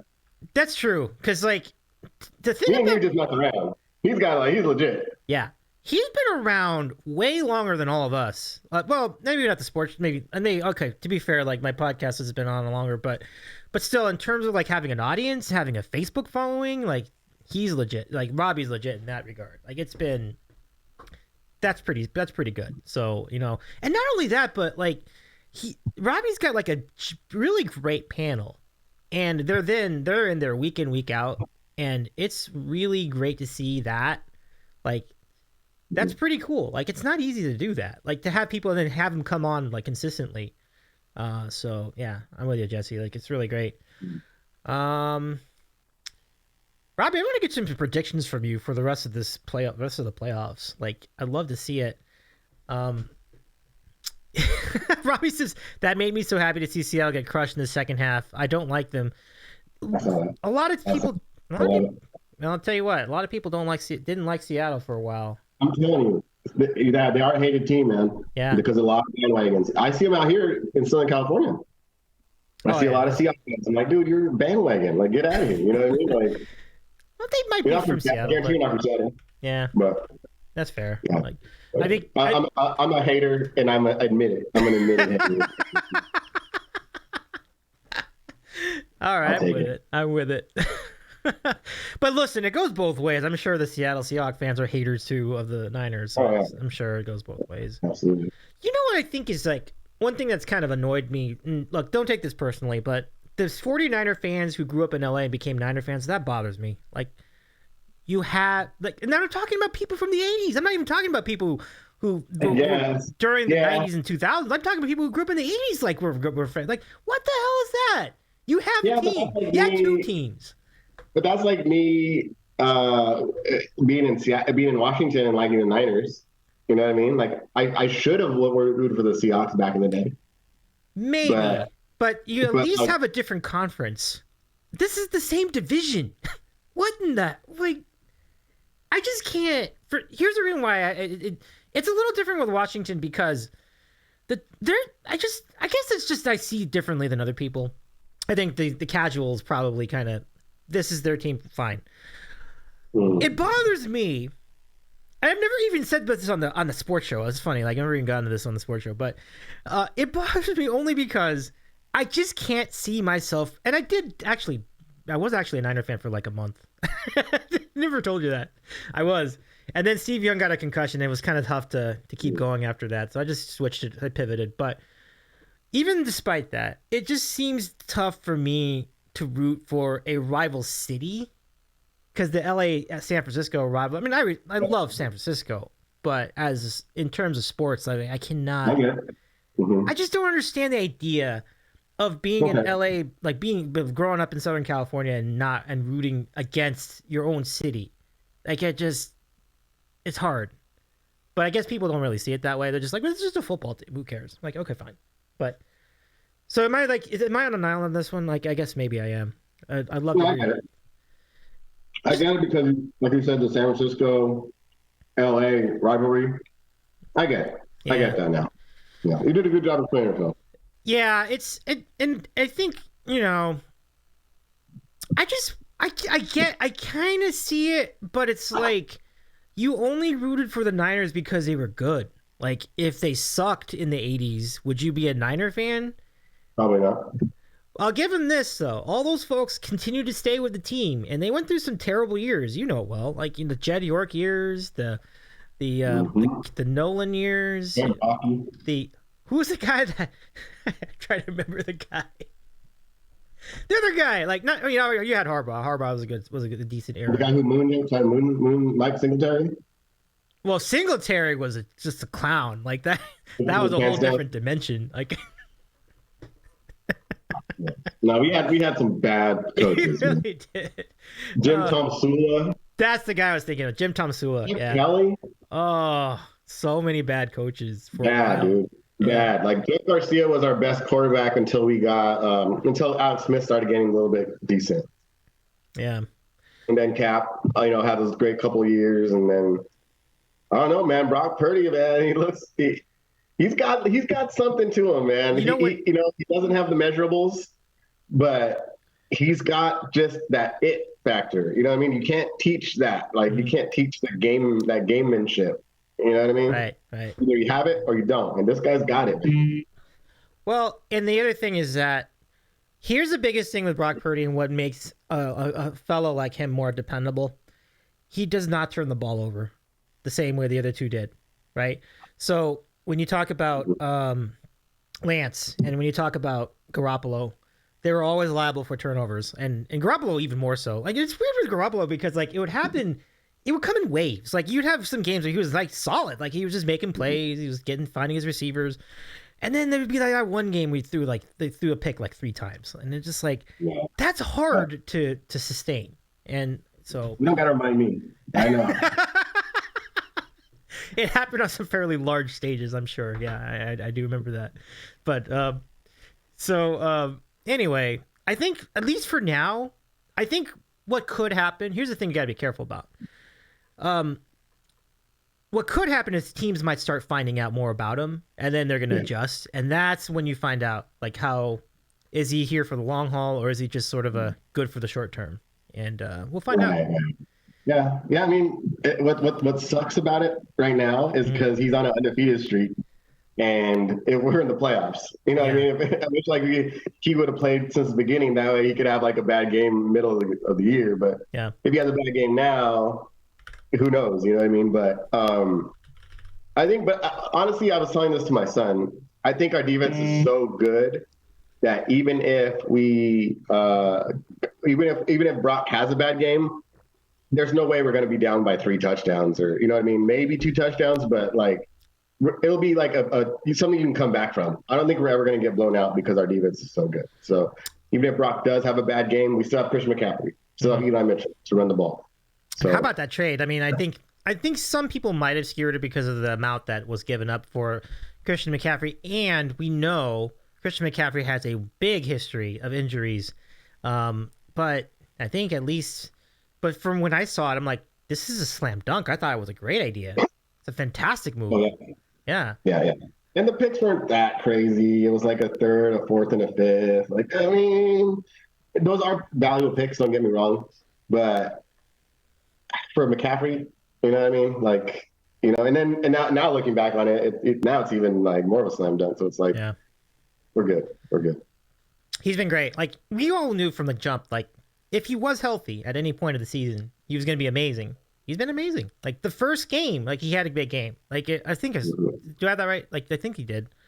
First, well, I mean, he only had like 10 touches his first game, but he still did good with those like 10 touches. Yeah. Yeah, in his first full game, yeah. And I mean, since then, we haven't lost a game since he had his first full week. We haven't lost, so you know, just shows you. Word up. So Robbie says, you better crush the Cowboys. I'll be pissed if they make it a game. I mean, it's the playoffs, so it'll probably be a bit of a game. But like I said, I think we're gonna win pretty handily. Like, I don't think it's ever gonna be in doubt. You know what I mean? I think it'll be at least two possession win. Dak, he's feeling himself right now. You know what I mean? And I kind of like that. I kind of like that he's feeling himself, because then once he sees Bosa barreling down his throat, you know what I mean? It's gonna be something different. Yeah, I mean, I do think it's going to be a different ball game when it comes to this Dallas Cowboy team facing a much tougher defense and facing a road environment, which is much tougher than Tampa Bay would be. So, and also a team with good receivers too. Like, you got Ayuk, and I think Samuel's back too, right? Like, I think I saw him like a week ago. He's really healthy now. Yeah. So you're looking at a pretty solid team all the way around. You have Kittle. You have it's a tough team. I feel like, you know, I don't want to be the guy that I have this thing called the mush. So my friends and I back in the sports podcast, like, we've been talking about how I can mush teams. So the mush is basically just a jinx. Don't mush my team, please. I've already been asked this request by other people who I'm friends with who are Niner fans. They're like, so they're in the text. They're like, my buddies Jacob and Andy, like, they love going at it with each other, and they're like, Jacob's like, all right, you got, like, bet the Niners all the way, except you, Dave. Don't bet the Cowboys. I'm like, oh my gosh. Yeah. So I will, needless to say, I will not bet the Niners. Like, my repercussions, my head might be in danger if I do. So I'll stay out of it. But Robbie says, just go back to the Commanders playbook. We crushed them with nothing on the line. TB should have followed up for it. What? I'd have to go back to that game, see what happened here. What are your thoughts on the AFC East having to go through 2 teams and make the Super Bowl? Oh yeah. Hang on, let me get to that. Okay, so we've got our first question in the queue, and yeah, so as you mentioned, what are your thoughts on the NFC and having to go through 2 teams to make the Super Bowl? First time 3 teams ever made it from one division.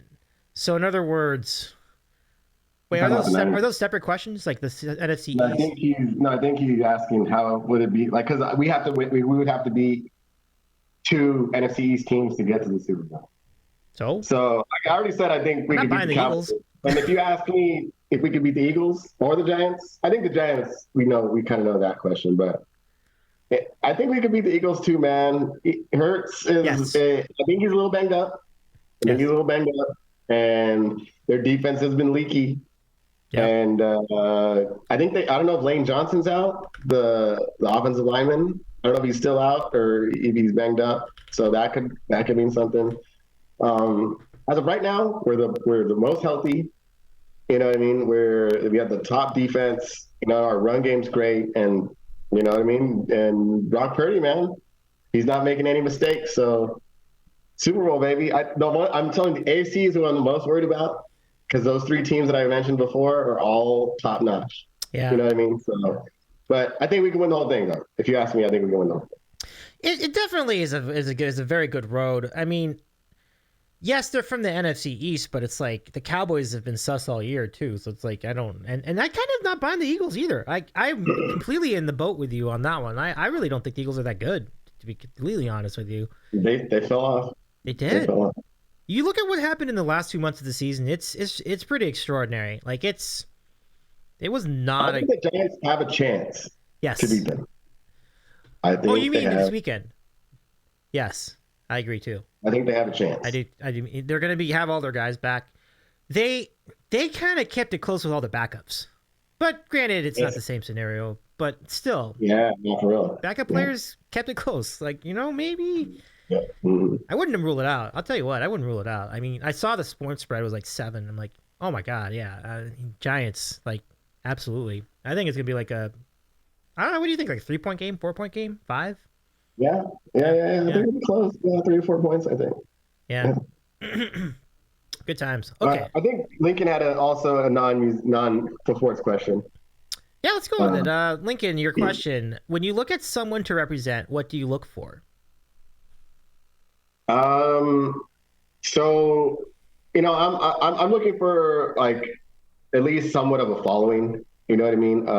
I've had to, like an instance of, let's say, Nick Black. He kind of came with like it was like a ground up type of thing, right?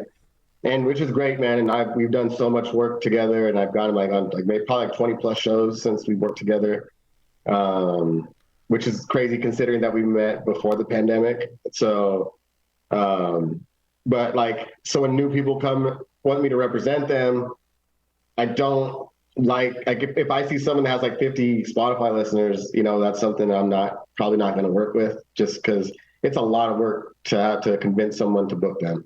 You know what I mean?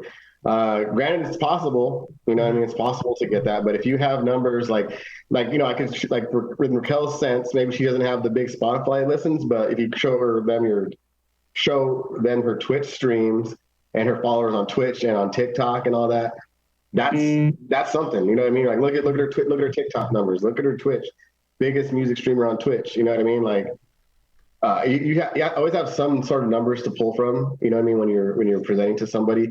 Otherwise, then most of the times they're going to just give you these horrible door deals, like, all right, we'll give you 50% of tickets at the door.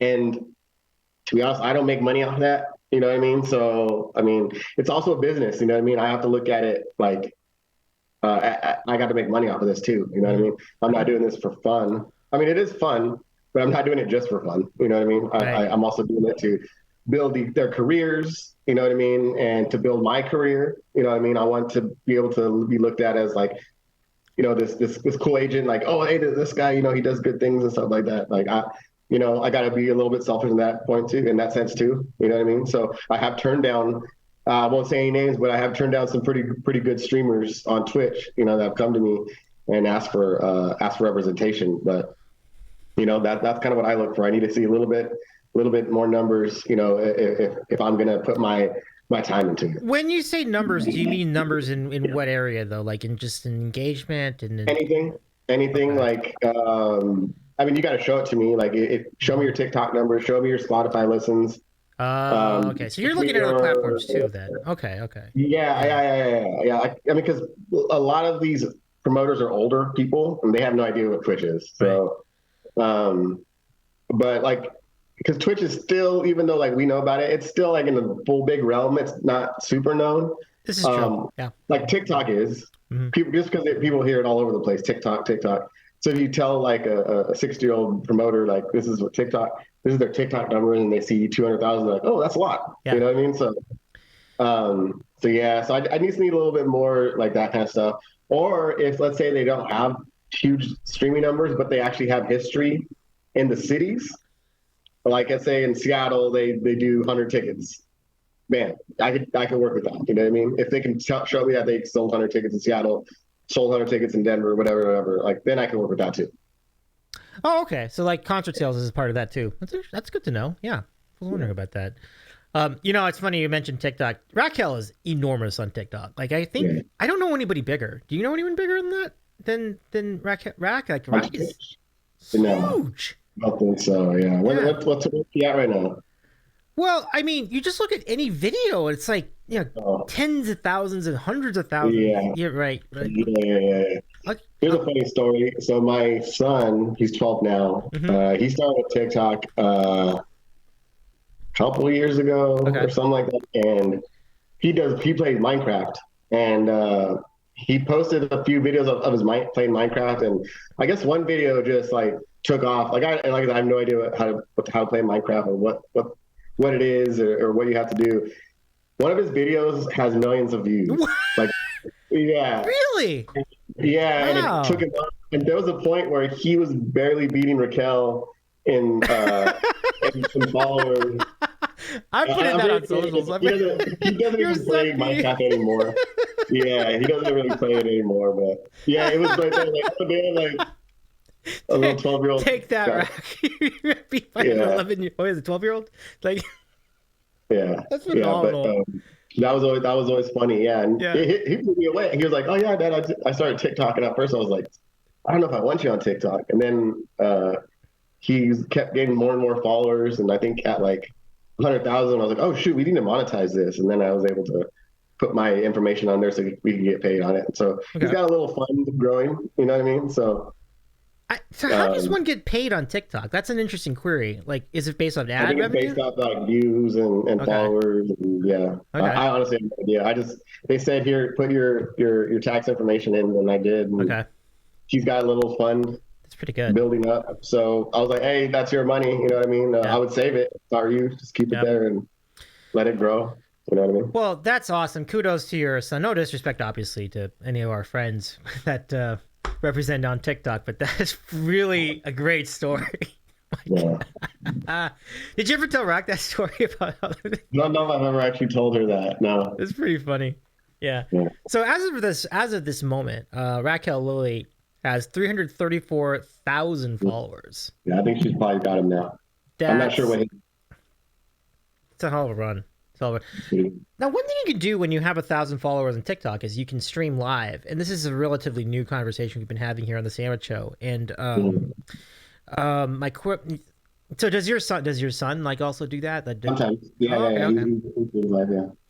It's Yeah, he's actually learning OBS and all that. Like, he's a smart kid. he's got an OBS. That's great. Wow. Oh yeah, he's a genius, man. This kid, Yeah. he's got like a little mic setup and everything. I bought him a mic, I think last Christmas, Mm-hmm. the Christmas before this, and he's got a mic. He's got OBS, and the other day I was like, I walked in on him, and he's like, "Oh, Dad, I'm trying to stream live." Like he plays Call of Duty, and he plays all kinds of different games now. He just got an Oculus for Christmas, so.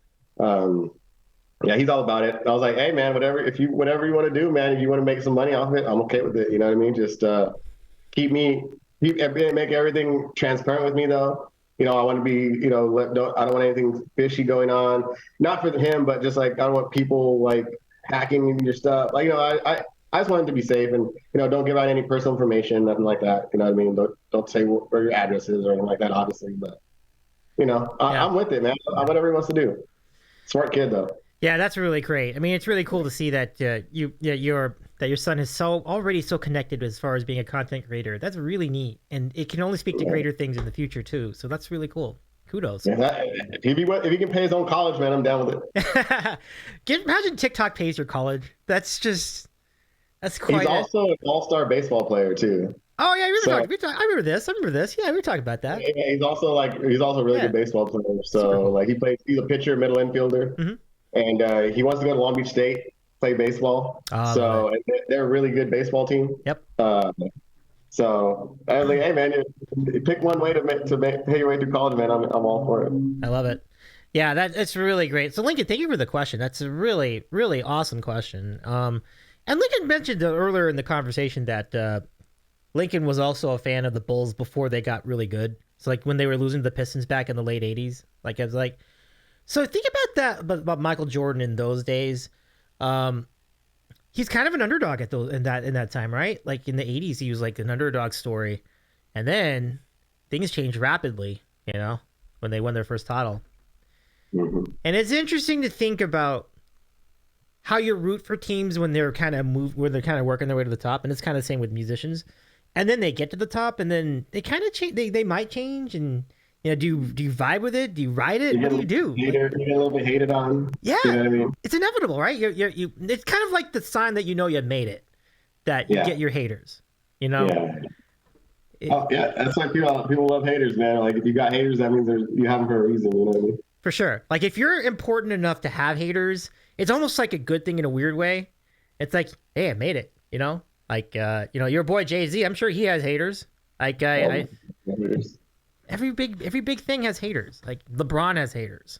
I couldn't imagine Joe Montana having haters. Like that's hard for me to understand. Like who would hate that? But maybe some people did hate Joe Montana for some reason because he was too good. Like he was always beating their team or something. Other than that, I don't know what you would hate about him. Like I can't think of anything.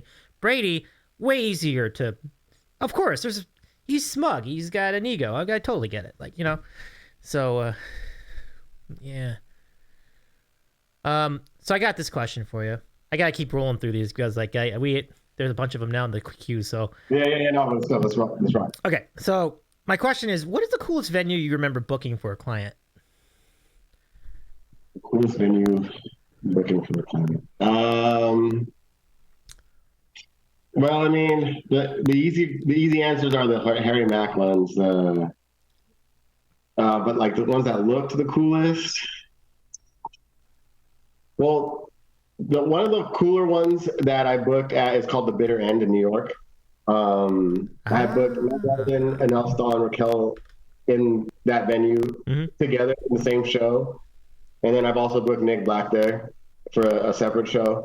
It's real cool, like an old rock club. It's cool. It's like it looks dope, sounds great.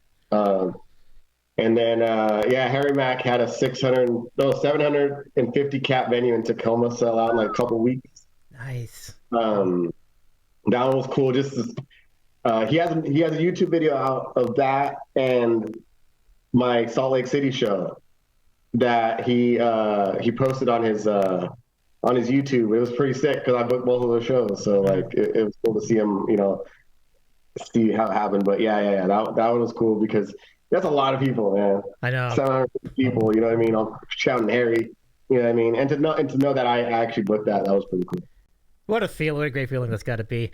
To give you an idea, like when you're in a 100 or 200 person venue, it feels big. It feels like that's a good crowd. You get good energy from that if it's a small venue. So you get like 500 plus. Holy cow. It kind of reminds me, like, when you think about like Twitch audiences, it's a very similar idea. Like you can be at a bar. Like a bar event, like just a typical brew pub, like, right? So would you say like a crowd of like 30 would be a good crowd in a bar scenario? Yeah, sure. 30, 50. So when you have 600, that's awesome. Like that's amazing. Amazing well, stuff. like Raquel's the one. You missed that one. Her album release. It was, I think, ended up being 180, like about 180. Oh yeah.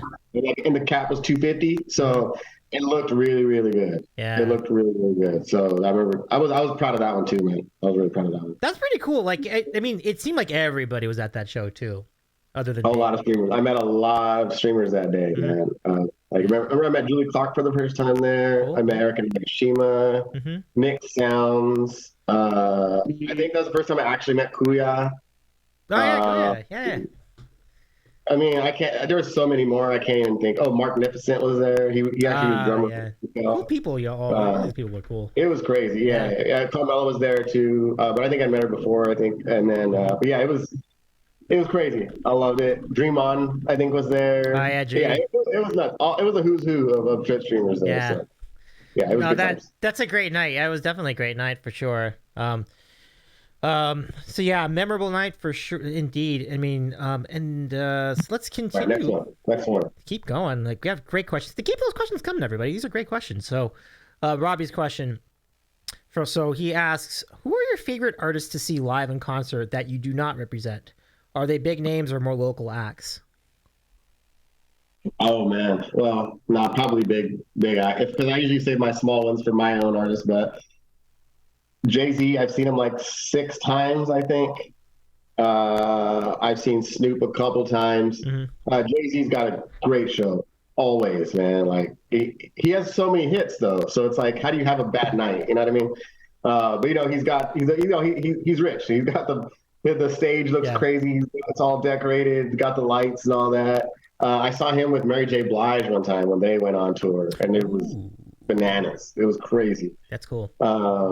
And then I recently went to Wu-Tang, Nas, and Busta Rhymes on the same night. It was crazy. It was one of the coolest nights, man. Like I said, there's just so many hits between those three. I was It gonna was say, like yeah. it was incredible. I knew most of the lyrics to every song, you know what I mean? But yeah, that was a good one too, man. Yeah, these are all like legendary acts that you're talking about. It's great to see that they're great live too. Like it's huge. Like Yeah, they are. they're not always. Like I think that's the thing. Like I could try to spin that question in the other direction. Like who's someone that a really notable person from music that you went to see and you're like, dude, this is underwhelming. Like has that happened too? Yeah, GZA from the Wu-Tang. Oh, He's like a lyrical rapper, so like he's great on the mic, right? But his performance is a little much to be desired. Like, you know, he raps kind of like low and like you know what I mean? Like just not perfect for like on the stage. You know what I mean? Like, you know, I was like this is kind of boring, honestly. Like, you know, I want to see a little bit more. Then Raekwon came out. He was like the second headliner, and he came out and he kind of brought it up a little bit. So it kind of helped it out. But yeah, that's definitely one person that I saw live. I was like, I thought I'd be a little bit more entertained. well, it happens, right? Like you see bands do the same thing, so you definitely can see that. Let's catch up in comments, and we'll get to the next question. But Robbie, great question. Robbie says, I got to see Jay-Z and Justin Timberlake tour once. It was That was probably crazy because I've never seen Justin Timberlake, but I'm pretty sure Justin Timberlake is probably an amazing performer. You know what I mean? Like, yeah. just how he is. No, yeah, absolutely. I buy it with JT. There's no doubt. Like the 2020 tour some years back, that was a great tour. Like that was huge. I wish I had seen it. Like that's the only thing I regret. I regret not putting in the effort to go to see JT in his prime. That would have been just so good. Like, and I don't even know where you would define his prime because he's been great for a long time. Like even back with NSYNC. So like, it's a large prime. Like, Yeah. like the biggest prime I can remember. Like 20 Absolutely. years. Yeah. So Robbie says I felt super underwhelmed by Luda. Ludacris, yeah. Once at UPenn. I've seen Luda like 3 times. Yeah. They've all been pretty good on my end, but then again, I saw them all in Southern California when it wasn't raining. So yeah, you know, it's probably skewed a little bit, but yeah. Yeah, did the bare minimum and bounce. Yeah, I've been through concerts like that. That's not fun.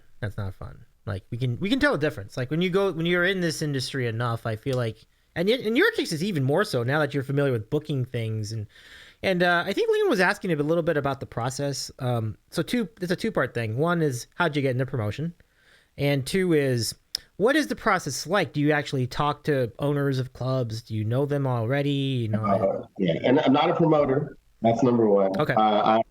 Promoters who I talk to. So promoters are the ones that put on the show. So I can talk to the venue bookers or the venue buyers that they work directly with one venue. Or I work with the promoters they have a company and they're the ones that like book at different venues. And so they put up the money, they rent the venues, and then they sell the tickets. And the venue will get a cut, you know, probably like on the alcohol and all the food and stuff like that. But so yeah, I talk to them, you know, whether through email and through phone calls. Because I send tons of emails a day. I make a few phone calls every day. You know what I mean? I always constantly try to keep communications open. As soon as I hear from them through email, I right away try to get their phone number and try to call them because me and Matt Walden actually have a joke. Is like as soon as I get their phone number and we talk on the phone, it's on. You know what I mean? Like I got them. You know what I mean? So that's how the process works for me. You know, Okay. always communicating, and you know, like you guys see now, I think I have the gift of gab, so you know, it works out in my favor. I buy into that. I do, but it's a good thing. You had a show for a little bit, and you know, I figure I'm not gonna say like just much like Michael Jordan, like you never truly know if anything truly is retired. I feel like you'll be back. I'm not worried about it. I want to. I want to come back. I want to come back and get some shows under my belt because it was fun, man. I loved it. I love interviewing people. I know one of my first things I want to do when I grew up when I was a kid was be a sportscaster. So it kind of scratched that itch a little bit. You know what I mean? I had Robbie on too. I had Robbie on my show. That was cool. True story. Yeah, I had some good guests, man. But yeah, I'm gonna get back on it, man. One of these days, once things kind of slow down a little bit, probably should have done it during the wintertime. It was kind of slower, but I'll get back on it. Love it. Yeah, I mean, no, Jordan not coming back now. Obviously, I mean he's almost 60 now. But I just meant to say back like 20 years ago, like you're never truly sure. Kind of the same with Brett Favre. Like you were never sure. Is this his last year? Is this not his last year? There's always that. I'm sure I'll get back to it. I'm sure I'll get back. I think that's kind of like Tom Brady in terms of was he going to retire this year? Is kind of the same idea. Like it could be, but we don't know. But you feel like it will happen eventually. But now I think you're gassing me up way too much. I'm now nowhere near in the likes of a Brady or a Michael Jordan or Brett Favre. However, having said that, your booking ability for the podcast show was phenomenal. Like you had some great guests, like even more so than Viber and me. Like I think the consistency of like the quality of guests you had on, like pretty much like naming like all the notable names of the era that like that one year you were on, that the year or so that you were doing the show. Like you had Dree, you had Laura, you had Juke, you had obviously your clients. Like although I feel like you would have eventually had Rack and I'm sure. Yeah, I know. I stopped kind of before that kind of took off. Yeah, I had Mac on there. You did have Harry Mack on the show. That's right. You mentioned that. No, yeah, no, Harry Mack wasn't actually on my show. I had him. I interviewed him for our Breakpoint show, actually. Oh, you meant Matt, right? Matt Walden. Yeah. I'll just send you the link to that because I asked him questions and he freestyled the answers to me. So I'll have to send you that link. I have that link. I'll send it to you one of these days. But yeah, I had some good ones, man. Cat McDowell, Matty Wangi. You had Cat McDowell too. Seattle. Wow. Yeah, Terrence Seattle was on there. Carly Sings. Oh, that's great stuff. Yeah. And I had to run Jane Rio, Raina Mystique. You were crushing on Jane Rio. I remember. That's pretty cool. Kelly Gates, right? Kelly Gates was on your program. Kelly Gates was on there. Yeah. It's a great run. I had a great run, man. I had a great run. You can look back fondly. I'm a booker. I'm a booker, man. I know how to book. So I think it was actually kind of asking about that, like, what is your function? And I think you ran it down earlier. Basically, you're booking the show on behalf of promoters. If I may follow up on that, like, who are the promoters? Like, what company represents the talent in question? Like, are these giant organizations? Are they just agents of the promoters? They represent the venues. Oh, so the venues promoters. Okay. I got it. Yeah, the promoters, they work with the venues. Okay. I work with the talent. Okay. I represent the talent. Yeah. That makes more sense. Okay, cool. So that actually is really helpful because I'm like wondering what the relationship is. So that helps a lot. Yeah, for sure. Okay. The creative minds, yeah. Look at Carly Nice. I miss her. Kelly too, man. Kelly was that Sunday morning. I could when you kind of wake up kind of tired and you get to listen to some of her shred the guitar in the morning, wake you up. Sunday mornings with Kelly Gates and Joe. This is a great time. Get your coffee. Boom boom at the end of the show. Yeah, it was a great show. Yeah, I miss it. Yeah, that was a great show. Man. Yeah, I miss her too. Hopefully she's doing well. I know she just had the baby. So. Yeah, we're much love to Kelly, and the entire family, and I hope the baby. And I'm glad to hear the baby is everything well with the baby. And Creative, it's great to see you tonight. By the way, I met Creative on a couple of occasions. I think I met Creative in Venice. Yeah. Oh, I met Creative too. Yeah. Nice. Yeah. Yep. Oh man. But Creative, thank you so much for joining us tonight. It's really good to see you. It's been a bit, but every time I see Creative truly lives up to their name. Like Creative works in like media production, basically. Mm-hmm. So our friend knows their technology. It's really quite remarkable. So yeah. So Creative says I met you both in Venice. Yeah, definitely. I remember meeting you in Venice for sure. Yeah. Oh, that's right. That's right. I do remember that. Creative mixed Kelly single. Remember the single, the epic. That is an epic single. I should mention, an epic single. But yeah. What's next? Okay, What's let's get back to the queue. So, queue's empty. So, anybody else would anyone else like to have a question for us? Exclamation point question followed by your question. What's his name? I feel like Lincoln had another. Oh yeah. So I'm on my phone, so the chat goes quickly. Oh no So worries. promoters call you to book. I've gotten some calls from promoters that were like, "Hey, lately I've gotten a lot of emails from promoters asking about Harry Mack. Ooh. Like in the last couple of weeks, because his tour dates dropped, and yeah, so I've gotten at least six emails from promoters. They're like, "Hey, we want Harry Mack. How do we get him? How much do we have to pay you? Or how much does he make? How much does he want? This and that." So it's cool. He's kind of putting me on the map too, as far as like an agent. So Right. you know what I mean? We're kind of helping each other out. So when I talk to them about him, I can bring up other people. You know what I mean? We have like our roster is huge. We've got like a lot of like 90s, 2000 acts like that. I got an offer for 112, Genuine, Jagged Edge, late just recently. Really? Wow. Yeah.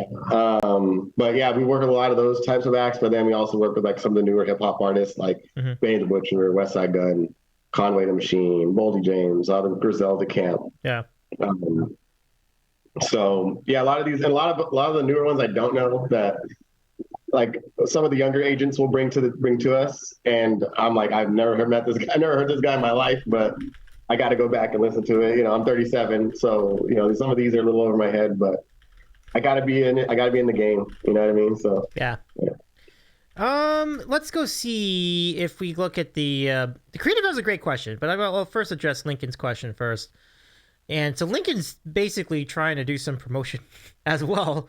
Yeah. But I think what I'll do is I'll phrase the question in a way that I can segue to a really interesting conversation. So Lincoln's idea was, if you can get a tour for Raquel from Chicago to Denver, first of all, has that been attempted? Would that scale of a tour be in the pipeline in the near future for Rack?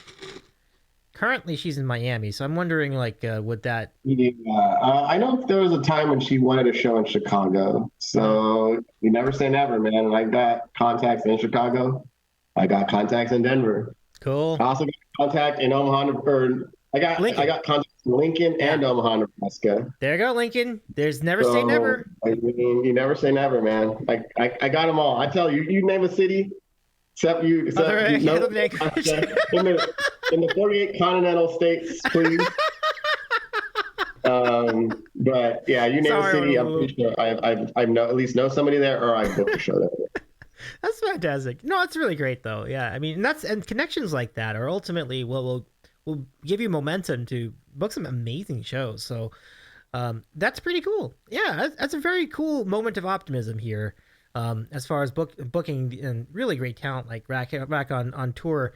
College towns is the angle I was looking at, and I thought, is that an area you would like to explore with some of these cool artists? Yeah, and I've done a few. I've booked a few like in those college cities, and sometimes they work. You know what I mean? Sometimes it's like an off weekend or something. You know what I mean? And you're kind of like, oh, maybe next time. Like one time, I think I booked Nick somewhere, and it was like spring break. So everyone left, you know what I mean? I was like, oh, shit, and it's not something that I guess I should have looked into a little bit more, but like it's not like in the forefront, you like, it's like throw a dart and, you pick which weekend they're going to leave, they're going to be gone, you know what I mean? So it was, obviously my bad, but like, it happens. But I definitely booked in those cities, Lincoln, like I said, being one of them. And yeah, absolutely. I love it. Jason has checked in. Welcome in, Jason. Nice to see you tonight. Jason L. Rush go follow Jason on the things. And legit, Jason is streaming now. It's really, really fun. Like, go check out Jason's channel. It's a really good spot. Jason recently, Jason's a great mod and really, really fun human being. So Jason, welcome in. The question from Jason is, Saturday we are doing our next game. Oh my goodness, pump that up right here. Pump it up big time. Like, Jason's like doing game shows on Twitch. It's really, really fun. Like, you get definitely worth the watch. Yeah, keep us posted on that, Jason. Feel free to let us know on that. So now let's get to Jason's question. Why are you so into Santa Fe? Are you a Newsies fan? Santa Fe.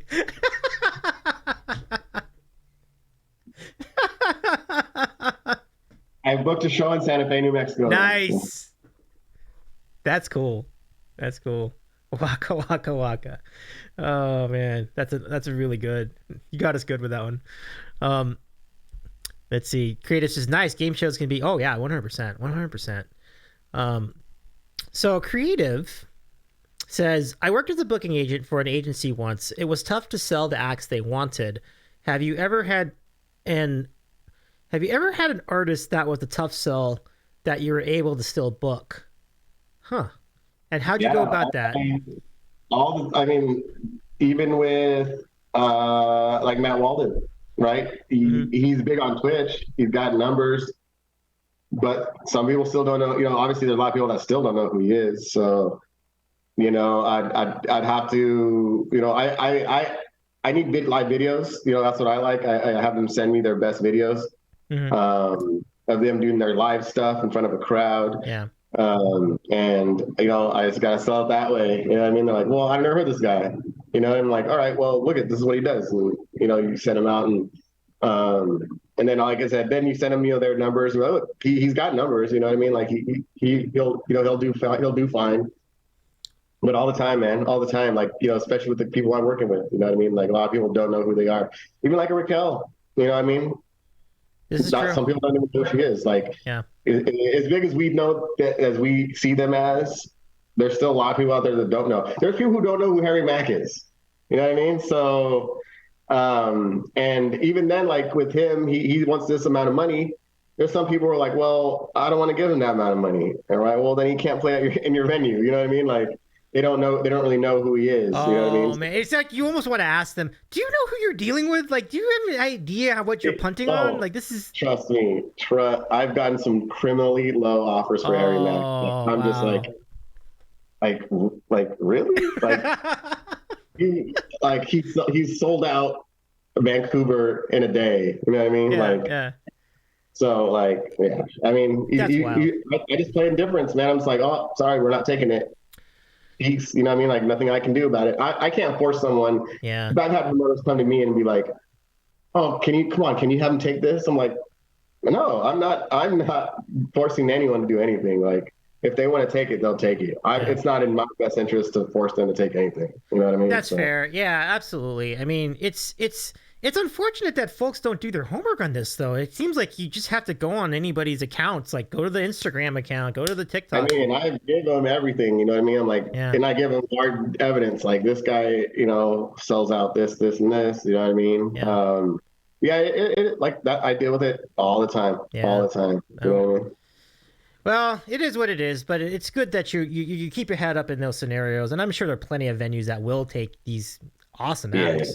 Yeah, that's a cool yeah. Oh yeah, and you always find, especially like bar, like not bars, but like breweries are good ones. Yeah. Oh yeah. Because they'll basically pay you a flat fee. You don't have to sell tickets, and then they make a bunch of fans. You know what I mean? Like people just at the brewery that day. 100 people get to see it, and like, oh, like like a Nick Black, right? Like they wouldn't have never known who he was, but he just happened to be at the brewery that day. And they're like, damn, this guy is dope. He's ripping, you know what I mean? Like, and then they get he makes a few social media follows and all that, So, yeah, it's a big you got to thing. find creative ways to do it. Definitely. And breweries is a really solid, like very clever idea. And it just kind of reminds me, like, I got to go to more breweries. Like, I never knew that this was like a scene in and of itself, like the brewery micro scene of musicians. Like, it's pretty cool. Yeah. I know wineries. Yeah, wineries is another one, right? Like, although that's probably a different vibe, I'm sure, than the talent you No, represent. yeah, with the wineries, yeah. for Yeah, sure. yeah. But all in all, like, it's really cool to see that, and I love that. I've seen some of that firsthand, like when we go to like shows and you see people meeting them for the first time. Like, that's very cool. That's really cool. Like, you ever see like IRL stream, so to speak, like when they're performing at one of these venues and then they can Yeah. just happen to put it on Twitch? Yeah. And you see some just Joe Blow from like this table on the other side of the room, like coming up, like, "Oh, what's your name? Like, what do you do?" And like, you know, it's really great to see that. Like, it's warms my heart, that's for sure. Oh, and by the way, Creative also said, you know, it's where is the comment? Oh, for sure. Even in the YouTube scene, numbers are much higher, and people are still like, "Who?" Absolutely, yeah. You know what I would say as far as YouTube? If we're talking about YouTube videos, YouTube Live is probably a different situation, but YouTube videos are very tricky from my experience because they don't tell you how good anyone is because you can edit shit together and make it look really good. I feel like Twitch does a much better job of giving you an idea of how well someone would perform live, how they'd interact with people and things like that. So, Right. but is there anybody from YouTube that you remember specifically meeting on that platform and then like becoming a fan of? I mean, not, I know it should be specific in music because like obviously there are channels that we all love, but No, I've never found anybody off YouTube, like as far as my like clients goes. No, I've never. that's wild because like I'm kind of thinking the same. I'm like, I don't remember anyone specific that like I found directly off of YouTube. Yeah, You know what I mean? we might have some on the roster. Yeah. We have a bunch of agents, like I said, that like a lot of times our interns, they'll like kind of be on the lookout. And one of our newer agents, he kind of scoured the different veins of like YouTube, Spotify, and was looking for like hot acts, whatever, TikTok. And he brought in a couple. I think some of them might have been through YouTube that I can remember, but yeah, I've never personally have, but I don't know. I've so much already on my plate. I haven't been in the whole like looking for talent. Like I said, the ones I meet are usually live. You know what I mean? Like the newer ones that I've met. Like I said, Raquel and Matt were word of mouth kind of thing. That I met. So obviously, and I've seen on Twitch, but yeah. Yeah, definitely. And it's actually a really good arbiter. Now, TikTok, on the other hand, I feel like I have found people there, like music folk there. Like, it's really neat to see. Even people who aren't on Twitch, I'm like, oh, wow, this violinist is pretty cool. Like, I found, it's just, it's wild how the algorithm works. It's pretty cool. Yeah. I used to watch a lot of Twitch, too, back in the day. Like, I don't know if you sympathize with this or you, like, go to sleep with it off and you wake up to like someone else playing like randomly, you know what I mean? It's happened, definitely. Yeah, I've definitely done that. Many times. Like you're watching and it's really late, and then like you'd pass out and you could wake up and it's someone like, who's this? And it's like, it's exciting. Like sometimes it's pretty cool. Like, you're okay, I'm gonna follow. Hit the follow button and go back to sleep. Yeah. One of the fun things about the Twitch platform is that you have like different groups of people for each day part. Although, I mean, depending on where you live, the day parts can be different, right? Like sometimes someone's evening could be someone else's morning. Like it's really interesting how that works out. Exactly. Yeah. So it's very cool just to see how global it is, and then you just kind of remind yourself how you're like how things are different, like currency's different and whatever. But let's go to the question from Robbie because this is a great one. What venue in DC or Maryland have you booked? Have you? I saw that. We book at Songbird. I booked a show at Songbird, and then at the why am I blanking on it? I booked 2 shows there. I'm not remembering. Oh my god, it's a small one. It's like a 70 cap.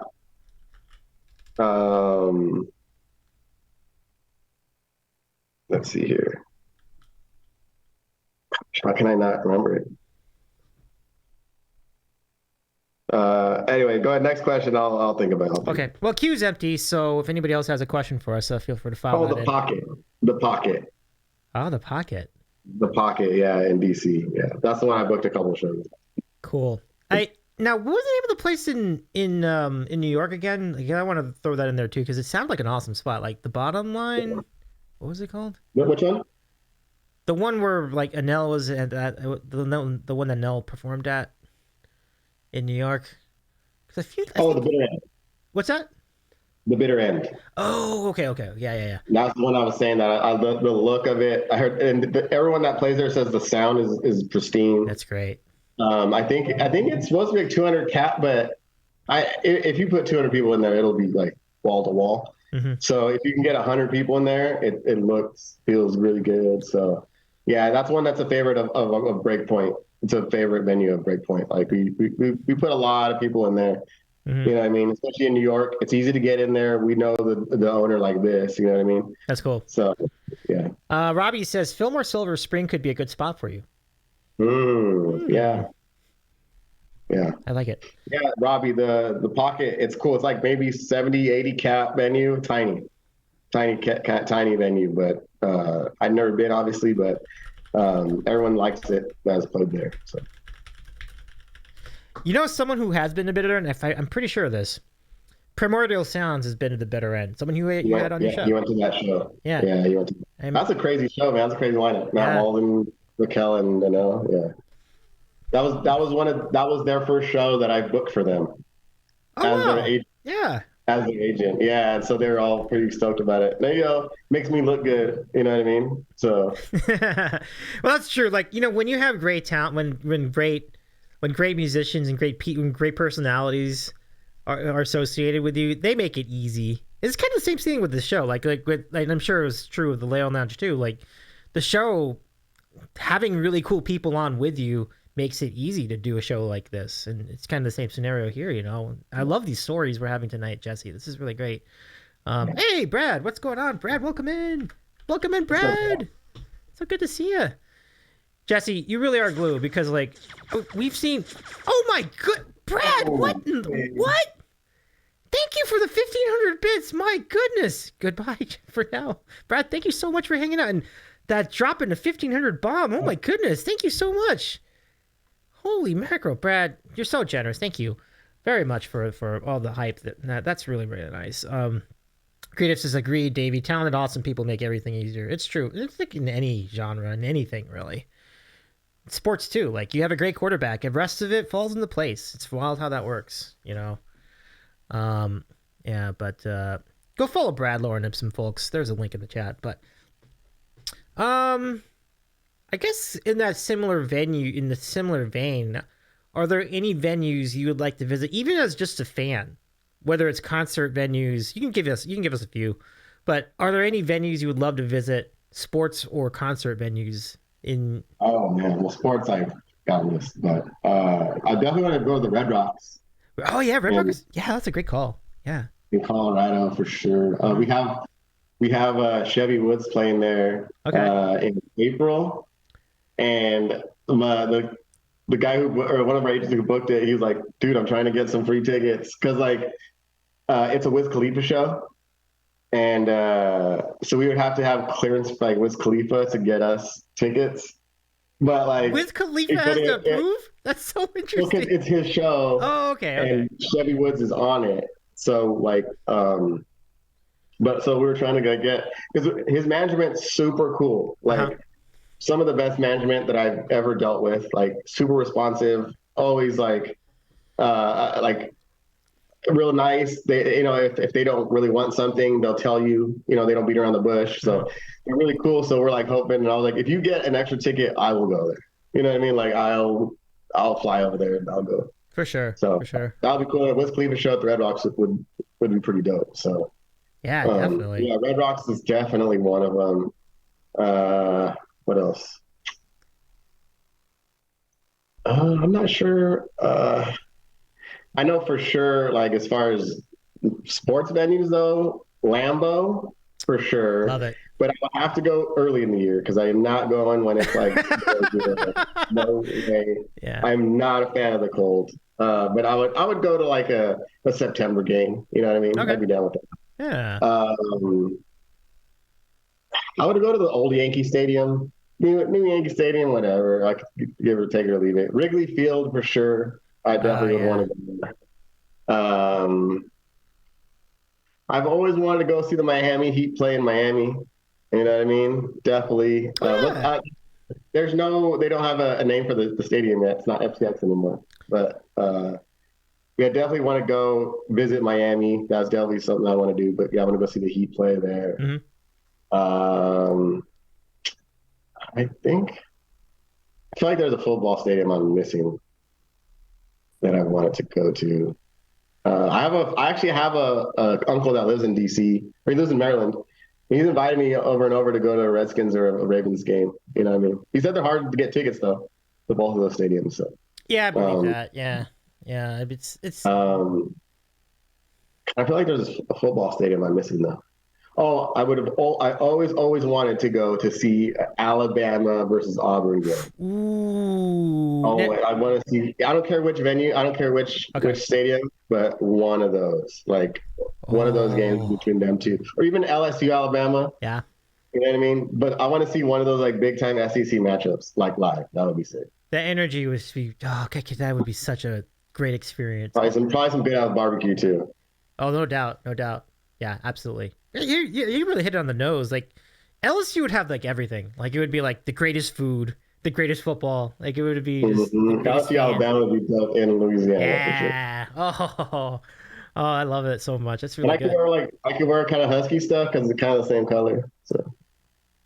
Oh yeah, there you go. You could wear your Niner stuff and kind of like blend in with the sea of red over there in Nebraska football, right?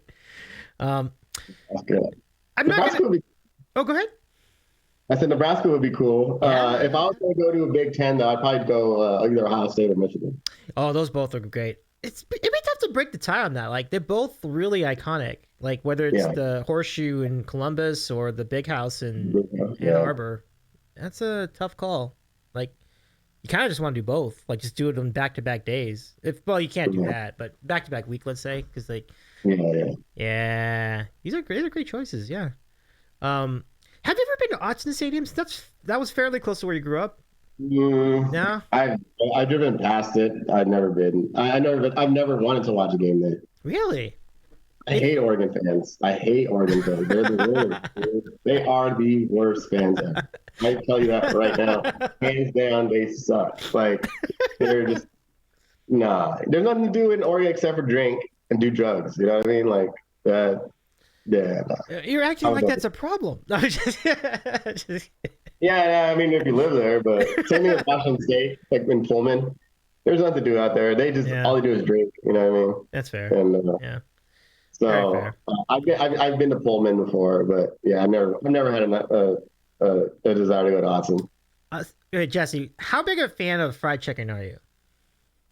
Love fried chicken, man. Okay. Who doesn't like fried chicken? So no, you're right. That's a very good question. But I'm gonna tell you, if it's still around, Eugene had the most amazing smoked fried chicken I'd ever taste. I could remember tasting. It was really good. It's like both. It's like smoked, like a smoked chicken, and then they fry it, and it's like this was really good. That sounds good. Yeah. I'm down with it. So I'll give him that's definitely some points for that in Eugene. Okay. All right. And beer, like it's a great beer city too. Like Oregon in general, like the whole state. Yeah, I've never booked a show in Eugene, but I know agents that have booked a show in Eugene. So. Yeah. Well, I mean, goes back to our conversation about college towns. Like it seems like a really good way to go, right? Like it's kind of neat. And creative. Look at this. Creative. My next trip is Portland. Oh. Stuff happens in Portland. Shit really did happen. Like, did you ever hear the story of Rack and her band in Portland? That was like ridiculous. Like, what the hell? Like, wow, people in Portland, man. I think my favorite part was the Carl's Jr. bag of food. Oh yeah. Like, what is happening? Like, somebody's like eating a burger. And it's funny because Matt played the following week in Portland. Like I'd booked him pretty much back-to-back weekends, and Matt was gonna play the following weekend, and I was like, just lock your car, bro. Or like he was actually staying at the hotel at where the venue's at, because the venue it's this huge hotel and it's got two venues inside it and all that. And I was like, make sure you get there early and park inside the hotel.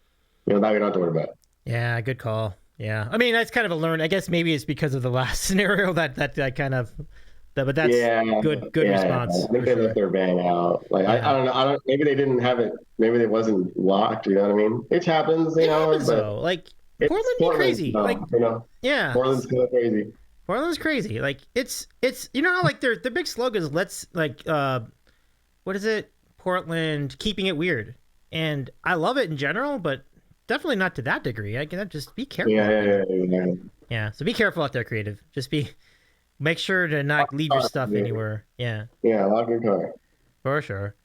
Creative says I have a friend in Eugene waiting to host me. That is cool. That's super cool. Take it. And just make sure that if you're gonna do some Carl's Jr. up there, just have that at the restaurant to make sure that's not vulnerable either. So,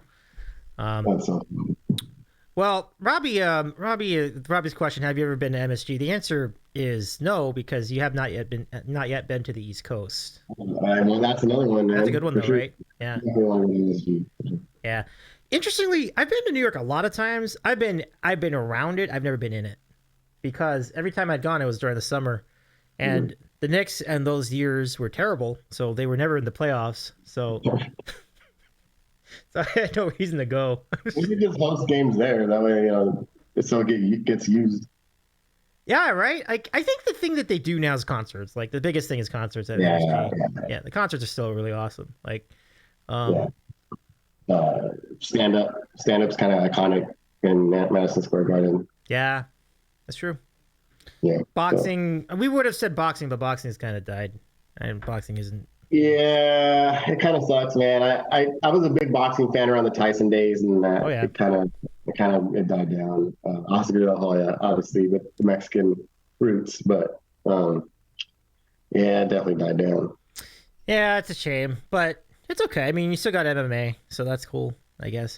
Yeah, I like MMA. I don't follow it I don't buy the pay-per-views. You know what I mean? I got to spend money on more important things, but. Whenever someone invites me, I usually go like, oh, I'm a big Israel Adesanya fan. You know what I mean? So yeah. Robbie's point about New York City is a point that I mirror 100 completely. So Robbie says New York City is really fun to visit, but would never live there. I'm happy to live outside DC and show you both. First of all, thank you for that, Robbie. That's really cool of you to. Yeah, for sure. He's right. I'll take it, Robbie. I got to visit my uncle one of these days up in Maryland. You know what I mean? And I'll definitely hit you up. You're definitely one person that I will hit up, man. Definitely. And I got to get some of that Maryland crab, bro. I'm a sucker for crab. Like crab I love crab, so I'm in. Crab cakes. Oh, that's gonna be good. Yeah. Oh, I've never had. Hopefully, I book a show there. That way, I can go to the show as well. You know what I mean? Robbie, if you could pick one client out of Jesse's clients that we mentioned earlier in the program, who of those would you most want to see in concert in your area? And then that can be the client we can try to lean toward. That's a good one. Yeah. Yeah, for sure. Yeah, speaking about hosting, I hosted Matt Walden in LA and he was here at my house. And then Nick's coming in February and I'll host him at my house as well. So any LA musicians, you need a place to sleep. I got you. Got to be solo though, no bands. And sometimes a round of golf comes with it. I understand. Like yay, round of golf comes. Yeah, there you go. Oh, I can't wait. I'm excited for Robbie's answer to this question. I'm actually really curious myself. Like I know Lincoln, you'll get Raquel Lilly coming to you, man. I'll get something in the works for sure. Yeah. We got you, Lincoln. I think Lincoln wants to be a booking agent too, like based on the responses in the chat tonight. So it's a lot of work. It is for sure. That's important to remember, folks. So, by the way, I have been to the old Yankee Stadium. That was great. It was old, but it was great. But I got to do it once. It was really cool. But you'd be a promoter, not booker. You got the money, Lincoln. Takes a lot of money to be a promoter. Mm-hmm. All right. So let me just count on my radar how many of your clients are on the stream right now. Actually, quite a bunch. I'm actually looking at it. Like, it's actually pretty. But what's interesting is that you represent some really. Let's see. You got. Oh no! No, never mind. Okay. But your boy Matt was on a little bit earlier tonight. I don't believe he's. Yeah, I think he's moved on. Okay. Right on. Jane Rio's on. Oh, Jane's on. One of the best raid songs, right? Remember her raid song is such a smooth, it's such a jam. Karen B. Oh yeah, she's doing the R&B tonight. You might have to go see her. I'm a big Jane Rio fan. I'm a big R&B fan. Mm-hmm. Like if you didn't know, like I love '90s R&B. Yeah. You know what I mean? And she's got that vibe, man. She's got like that vibe. I'm with it. Certainly wouldn't argue that. I was at TwitchCon in October. One of the greatest moments of that weekend was just running into Jane Rio on the street. I wasn't even looking. I was just like, really? I just stepped outside the bar to take a break, and it's like, it's Jane Rio. I'm like, that's so cool. She's the nicest. Like, she's great. Like, she was the nicest. Oh yeah, she's sweet. She's really. She's actually, you know what? We had plans to meet for coffee. She was in LA, and she got caught up in traffic or something like that. We're in LA.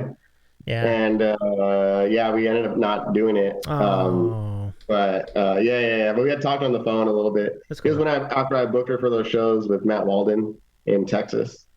That's cool. Yeah. Yeah. Well, now I know that Jane's over in Vegas now, like in Las Vegas. Yeah, she's in Vegas now. Yeah. Yeah. I'd love to get her on more shows, man. She was great. She was great. But, if it ever goes down, especially in Las Vegas, that'd be really cool. Be fun. That's another one, man. She doesn't really have enough music out like that. She has the talent, absolutely, to be great. You know what I mean? Like as far as her voice goes and stuff. Yeah. But yeah, that's another one. I'd love to represent her. She called me her agent anyway, just because I booked her for those shows with Matt Walden. That's nice. He was like, "Oh, that's my agent right there." That's very sweet of her to do that. That's really cool. Now, Robbie, I think what Robbie's doing is Robbie's trying to come up with a logistically useful answer where I think there's an actual answer in the middle of that answer. That's the answer.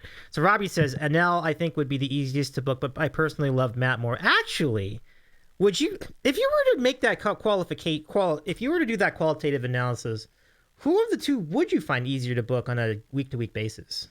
I mean, I've wanted to book all of those on a tour together since I signed them. Oh wow! I think them two are together would be a great tour. Like they both can kind of play off each other. Just their sounds, they're a little more similar. Yeah. Like honestly, like Anel and Raquel's sounds are a little bit too different. I feel like if you're gonna do a full tour. I'll do it, just because their chemistry on stage would be awesome regardless. But yeah, Matt and Anel, I've been wanting to book on a tour, and they both know that. I've told them both that. I've told them both that. Like one of these days, I got to get you guys on tour together. You know what I mean? So, hey, Robbie, you might get your chance. Yeah, you might get your chance. I get to see both of them hopefully. I think Robbie, what you're going for is for both of them in the same bill, and I think it's possible. I wouldn't say never on that one. Yeah. Yeah. Oh, Carly. Yeah, Robbie. Carly is great. Yeah. She's so sweet, man. Yeah. She's so sweet. Yeah, I think she has a great voice too. Yeah, same thing, man. You gotta get music out. That's the only way. You know what I mean? But hey, you gotta do what you gotta do. I'll say this. I mean, it has been starting to ramp up a little bit in the last year for Carly, so that's really cool. Two singles out now, so that's good. It's a good start. Yeah. Carly is going to join us tomorrow. So if those of you who are fans of Carly Sings, we're going to see Carly tomorrow, Phantom of the Borka. Check it out tomorrow evening at 9 o'clock Eastern time, right here on the Sandwich Show. Just stay with us. Keep following us for more for all that fun tomorrow night. Should be really great. Nice. So let's see. But yeah, Robbie, I think that's a great answer. Like I'll tell you, that's pretty cool. Like, so Robbie was kind of torn between Anel and Matt, and kind of feeling like Matt would be a fun show and Anel would be easier to recruit. But at the end of the day, what you're looking for is both, and That would be fun. Yeah. Yeah. Wait, is that Carly in that photo? No. Okay. No, this is not. I wouldn't. No, that's not Carly. I'm so. I. It's a good question. That's great, Grayar. Look at me helping with segues. I dig it. I dig it, Robbie. But yeah, I think that's really great. You know, it's interesting. Julie's kind of done a little bit of. I mean, I don't know if you would call it booking or organizing or what, but her series seems to remind me of like things you do, like organizing events. No, she would be considered a promoter. Oh, okay, yeah, okay, cool. Yeah, so yeah. Okay. I've talked to her about that too. I was like, would you ever want to be like get into promoting? You know what I mean? Because she's got a knack for it. You know what I mean? And I think she's such a nice person that she connects with a lot of people. You know what I mean? She makes friends easily.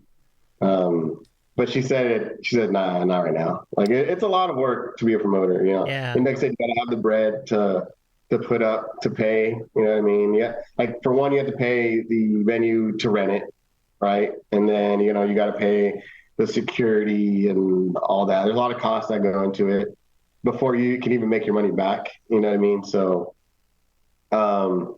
it's kind of tough to do it on your own. But yeah, she would be more along the promoter side. Oh, okay. Yeah.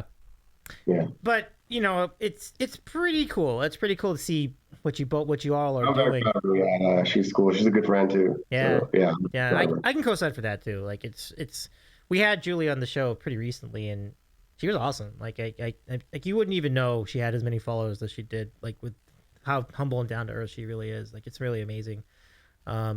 Creative says, as someone who put on their own shows back in the day, it costs a lot of money up front to make a show happen. Yeah. And I guess kind of wonder where that money comes from. Like, do you think that's something that's generated from, are there funds put together? Who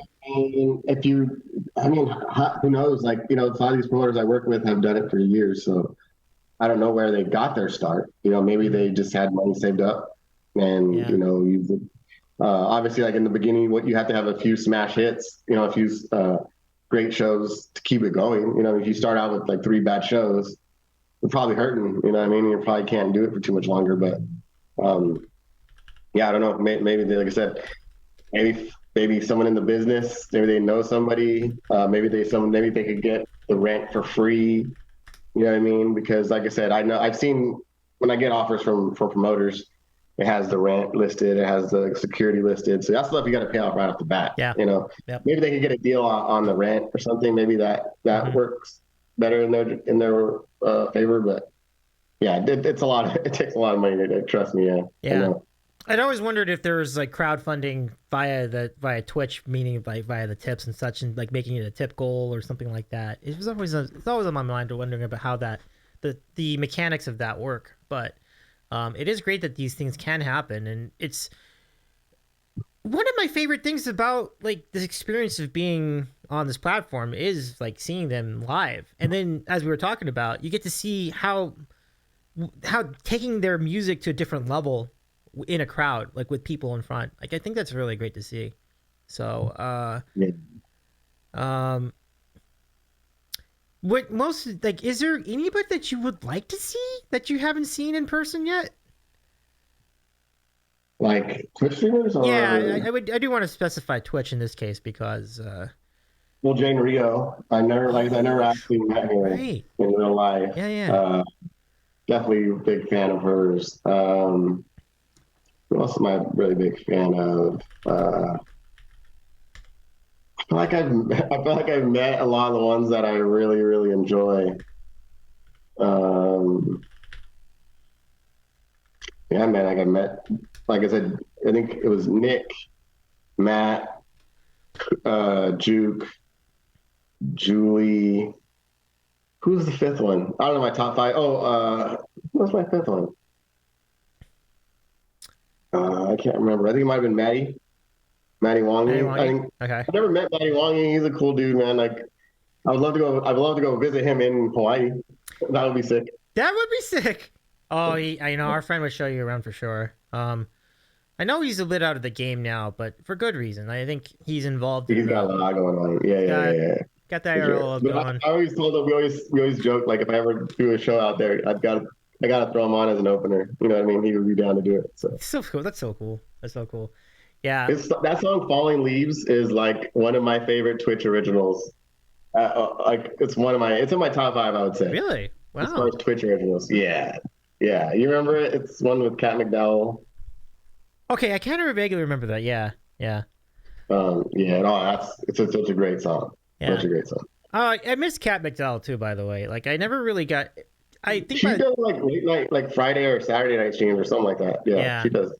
That was cool. I met her, and I didn't even know who she was at the time. Like I was like, oh, like who? Like, nice to meet you. So nice to meet you. And then I left, and I asked someone. I was like, who was that? It's like it's Kat McDowell. Like, I was like, wow, that's a big get. Like it's really cool to meet someone he really meant a lot to a lot of people. So it's really cool that they did. Yeah, she did like that songwriter thing collab with a bunch of people. So it was cool. So like a lot of people got to meet each other that way. So she was kind of like the grandma that y'all come to her house and like eat her food. You know what I mean? Like she kind of was that kind of person. So I think that's why everyone really likes her. You know what I mean? And that's why she's so like instrumental in like everyone becoming everyone's like community. You know what I mean? Absolutely. You know, major props to Kat for bringing people together ultimately, right? Like I think that's so much respect for that. Krita says she has such uplifting energy too, and yeah, I believe it absolutely. Yeah, absolutely. Yeah. Absolutely. All right, so we got a Bean Boozled. We get to do a second one tonight. All right, folks, let's do it. This is for Mond. What's going on, Mond? Let's give Mond a shout out in the chat. What's going on, Mond? Hope you're vibing tonight. Here we go. So, Jesse, do you root for the good bean or the bad bean? You? Yeah. I'll be nice since you so graciously let me be on your show. I'll go for the good bean. You're very kind to do that, but in general, like even outside of just this channel, like, do you normally root for the bad bean? Honestly, I think I'm too nice of a guy, man. I don't want to see you guys get hurt. You and Juke kind of do the same thing. I can take it. By the way, this is where I got the idea from. The Juke was the first one to do this, and so especially doing it on a consistent level was just kind of nuts. I just couldn't believe that you'd be willing to put up with that every single stream. And now I do it, so it's but it's been a lot of fun. It's a lot of good content for sure, though. So here we go. This one is going to be, can't really see it, but this is either going to be, either birthday cake or dirty dishwasher. Let's find out which one it is. Oh man, I can't get a birthday cake out of this batch. Ugh. That sounds good too. Yeah, but this is the dirty dishwasher. Too bad. But good for the chat. Mon, thank you so much for the redeem. Appreciate. All right, Jesse. You know what's next?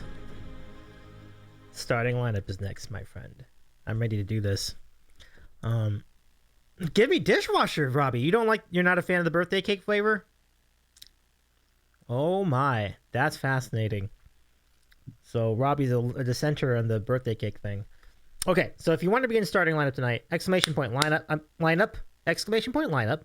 That will enter you in the chat, and we'll announce Jesse's name too. And here we go. Let's give in some Michael Jordan vibes over here. We're ready to do some. Yeah, thanks for entering the lineup, everybody. Thank you so much for the redeem, Robbie. Get ready. Okay, here we go. Do. Oh, you were betting it. Oh, you were rooting for the dishwasher. Nice. Well played. Respect.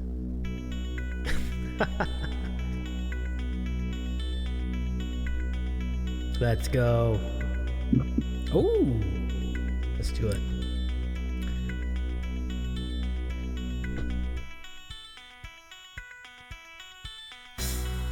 And now, the starting lineup for your Davy's eating a sandwich choo-choo!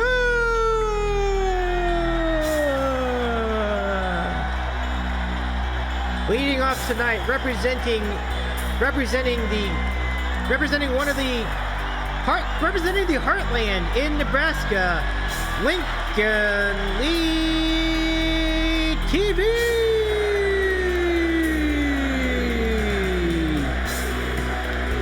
And also in our lineup, representing our nation's capital, the host of the Sports on the Hill podcast, proud fan of all the DC area teams in the District of Champions.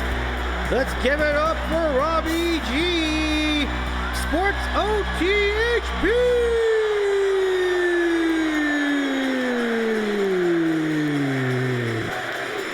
And lastly, but not leastly, representing the LBC, a booking agent for Breakpoint Booking, representing many great acts including Matt Waldenack, Nick Black Music, Raquel and NL, and Harry Mack Official, our friend and 49ers fan who's ready to see the 49ers give the Dallas Cowboys a beatdown this weekend, Jesse.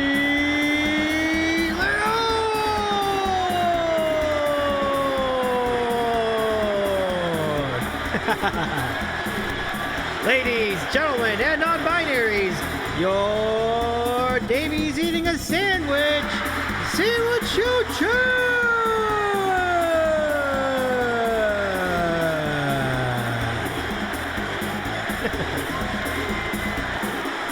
Oh, so good. Thank you so much, Robbie, for that redeem. Nice to have that one back. I hadn't done that. That's pretty good. Good times. Lincoln says, I don't know what's happening, but I like it. Yeah. It's a really fun redeem. So, like, that was definitely the inspiration. The mention of Jock Jams is apropos, because, like, it definitely has Jock Jams vibes on it, you know? So, F the Cowboys. That's what Bobby thinks, man. F the Cowboys, baby. Yeah, I think a lot of us are feeling the same about this one tonight.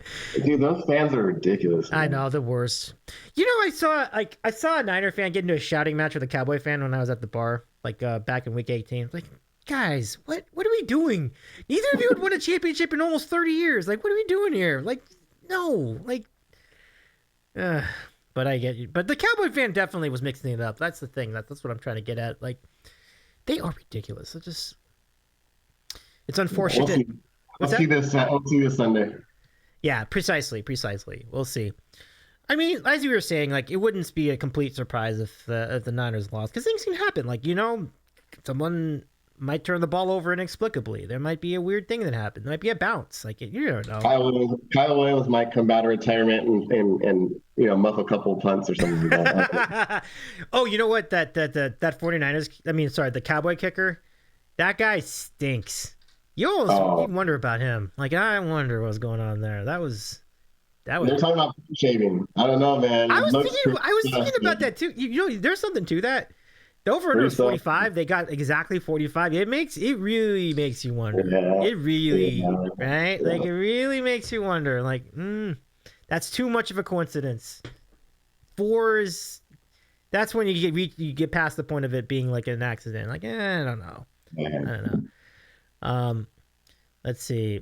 Creative, I love that. It sounded like they were chanting Jerry from Jerry Springer. Right? Yeah, totally. I totally get that too. Do you remember Jerry Springer? Like, oh yeah, that show was whenever you stay homesick, you get to watch Jerry Springer. Yeah, it was kind of the train wreck of its time. It really was. You know, I think a chair or two may have been thrown during that series. Like, I seem to remember that. But Dave, next stream I have a SM7 Beam. Nice. You have one too? Pretty cool. So Robbie says, we were dead on in my show. We were dragging him live. It was so funny. Wait, what's this now? We were dead on my show. We were dragging him live. Oh, the lineup? Or are we talking about something else? You should have... Oh, wait, what's this about? Oh, wait. Oh. I'm not really following. I'm sorry. What was this about? Oh, Brett Maher. Yeah, it's talking about the kicker. Oh, the kicker. Yeah. Seriously. It's like, what's going on with that? It's just like... And then finally he makes one, and like my friends in tax were like, "You did it! Like a little 5-year-old, like, you did it! You made a field goal, like made an extra point." It was really ridiculous. But you know what? That's not going to happen this week. I feel like it's just a different week, different situation. Yeah. But Well, you have to watch out for that point total. Okay, so any last call for questions? Last call?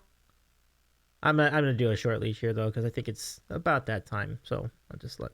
yeah, it was a long one. This is a long sandwich though. For sure. And thank you, and I It's good, appreciate man.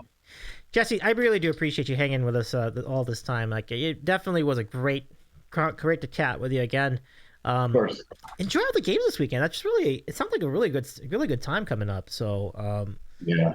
we'll see. I mean, I'd hate to see the Cowboys win ever, but specifically this weekend, it would be. Yeah. No, we can't, man. We can't lose the Cowboys. My son too is he's just like, Dad, we can't lose, right? We can't lose. I'm like, nah. He kind of gets, even though he's young, he still gets these rivalries because I teach him so much about it. You know what I mean? So Yeah. But yeah. It doesn't. But anyway. For sure. Like we'll be hoping for the best there, Jesse. Here are the credits. Thank you so much, everybody, for joining us tonight. Look at all the great contributions everyone made. Brad, again, thank you for 1,500 bits, and Lincoln, thank you too for the bits. You had a lot of. Thank you for all your bits tonight. And I appreciate and thank you for the new follow, Chonky, and Hoosier Geeks. Thank you very much for the raid too. Really good stuff. All right, Jesse. So we have a number of people on stream at the moment. So, what's your pleasure? Where would you like to go? Who do we got? Hey, you know who I'm picking, man? I'm taking Jane Rio. Let's go. One thing before we leave. If you guys are in LA or Orange County, one of my first show of 2023, Chevy Woods, Demrick, 6 East, we'll be playing in Garden Grove at the Garden Amp. So come check it out. You could DM me. It'll be fun. It'll be a great show. But yeah, if you guys are in the area, come hit me up.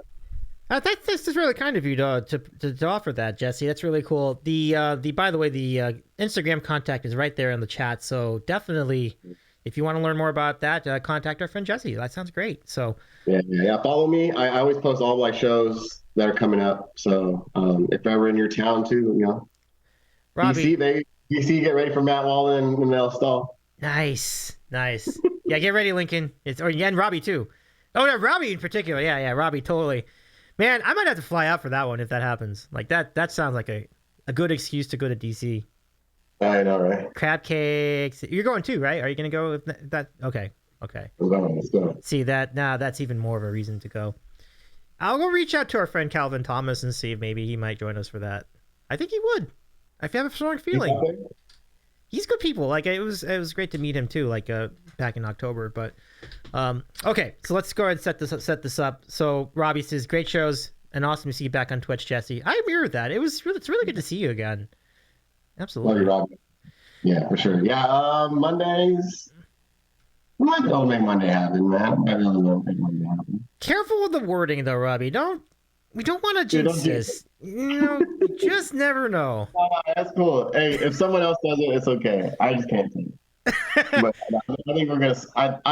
I think we're gonna be victorious come Monday. So. Well, our fingers crossed for that. Yeah. I mean. You know what I mean? I'm a confident fan. I'm a smart fan, and I think we have the better team. So. Yeah, for sure. Yeah, I completely agree. And early before this weekend, I thought the Cowboys are going to be quickly whisked away anyway. So I still feel like the 49ers are the best. Okay, now it's my turn to stop saying things because like I don't want to mush your team. I don't want to mush your team. Oh yeah, Lincoln. Yeah, Lincoln, Nebraska. I got you. Okay? Or Kearney, Nebraska. I got you. Don't worry. Okay, let's go ahead and get the raid calls going. But yeah, good luck to the Niners this weekend, Jesse. And good luck to all the teams and anybody who's got action on the games. Good luck to all of you tonight, this weekend as well. Love the Giants. Shh, love the Giants. But here are the raid calls. We're gonna go raid Jane Rio, everybody. Yeah, let me go ahead. I mean, I will always hate on the Cowboys. I mean, I thought they'd be done. Yeah, exactly, totally. And actually, Jesse, I think was kind of feeling the same way for some of that. So, totally. I can't stand Cowboys. Yeah. All right, folks. So we're gonna go raid Jane Rio, everybody. And Jane is really, really, really amazing. So you will love this channel. It's a good. You pick a good song too, JB. Yeah. What was that? Pick a good song. Well, It says it's a just chatting stream. Would you like to go anyway? I think it always is just chatting. Okay. If you're good with that, we can continue. Yeah, that's fine. That's fine. Okay. Cool. All right, y'all. We can ask your questions about stuff. So that'd be good. Let's do it. Jesse, thanks again. Have a wonderful rest of your evening. And let's go vibe out with Jane Rio. Give our friend Jane a follow. Jane also is an amazing musician, so you definitely wanna tune in whenever you can. And we'll do this together. Thank you, everyone. Good night, everybody. And we'll be back tomorrow with Phantom of the Borkra. It should be a really great show. And yeah, thanks. Let's go do the thing. We'll see ya over at Jane Rio. Good night for now. And Monday we'll be meeting indubitably Brendan here on the Q&A series. So y'all have a great rest of your night for now. And we'll. Oh no, Stuart! Oh my god! So Stuart has a habit of going to streams right as we're raiding out. This is amazing. I need to tell Luis about this. It's good to see you for a second there, Stuart. Oh, take care of yourself, Stuart. We're going to go over to Jane Rio and we'll add some... No worries. It's all good. All right, take care, everybody. We'll see you at Jane Rio. Go give her a follow. Bye, everybody.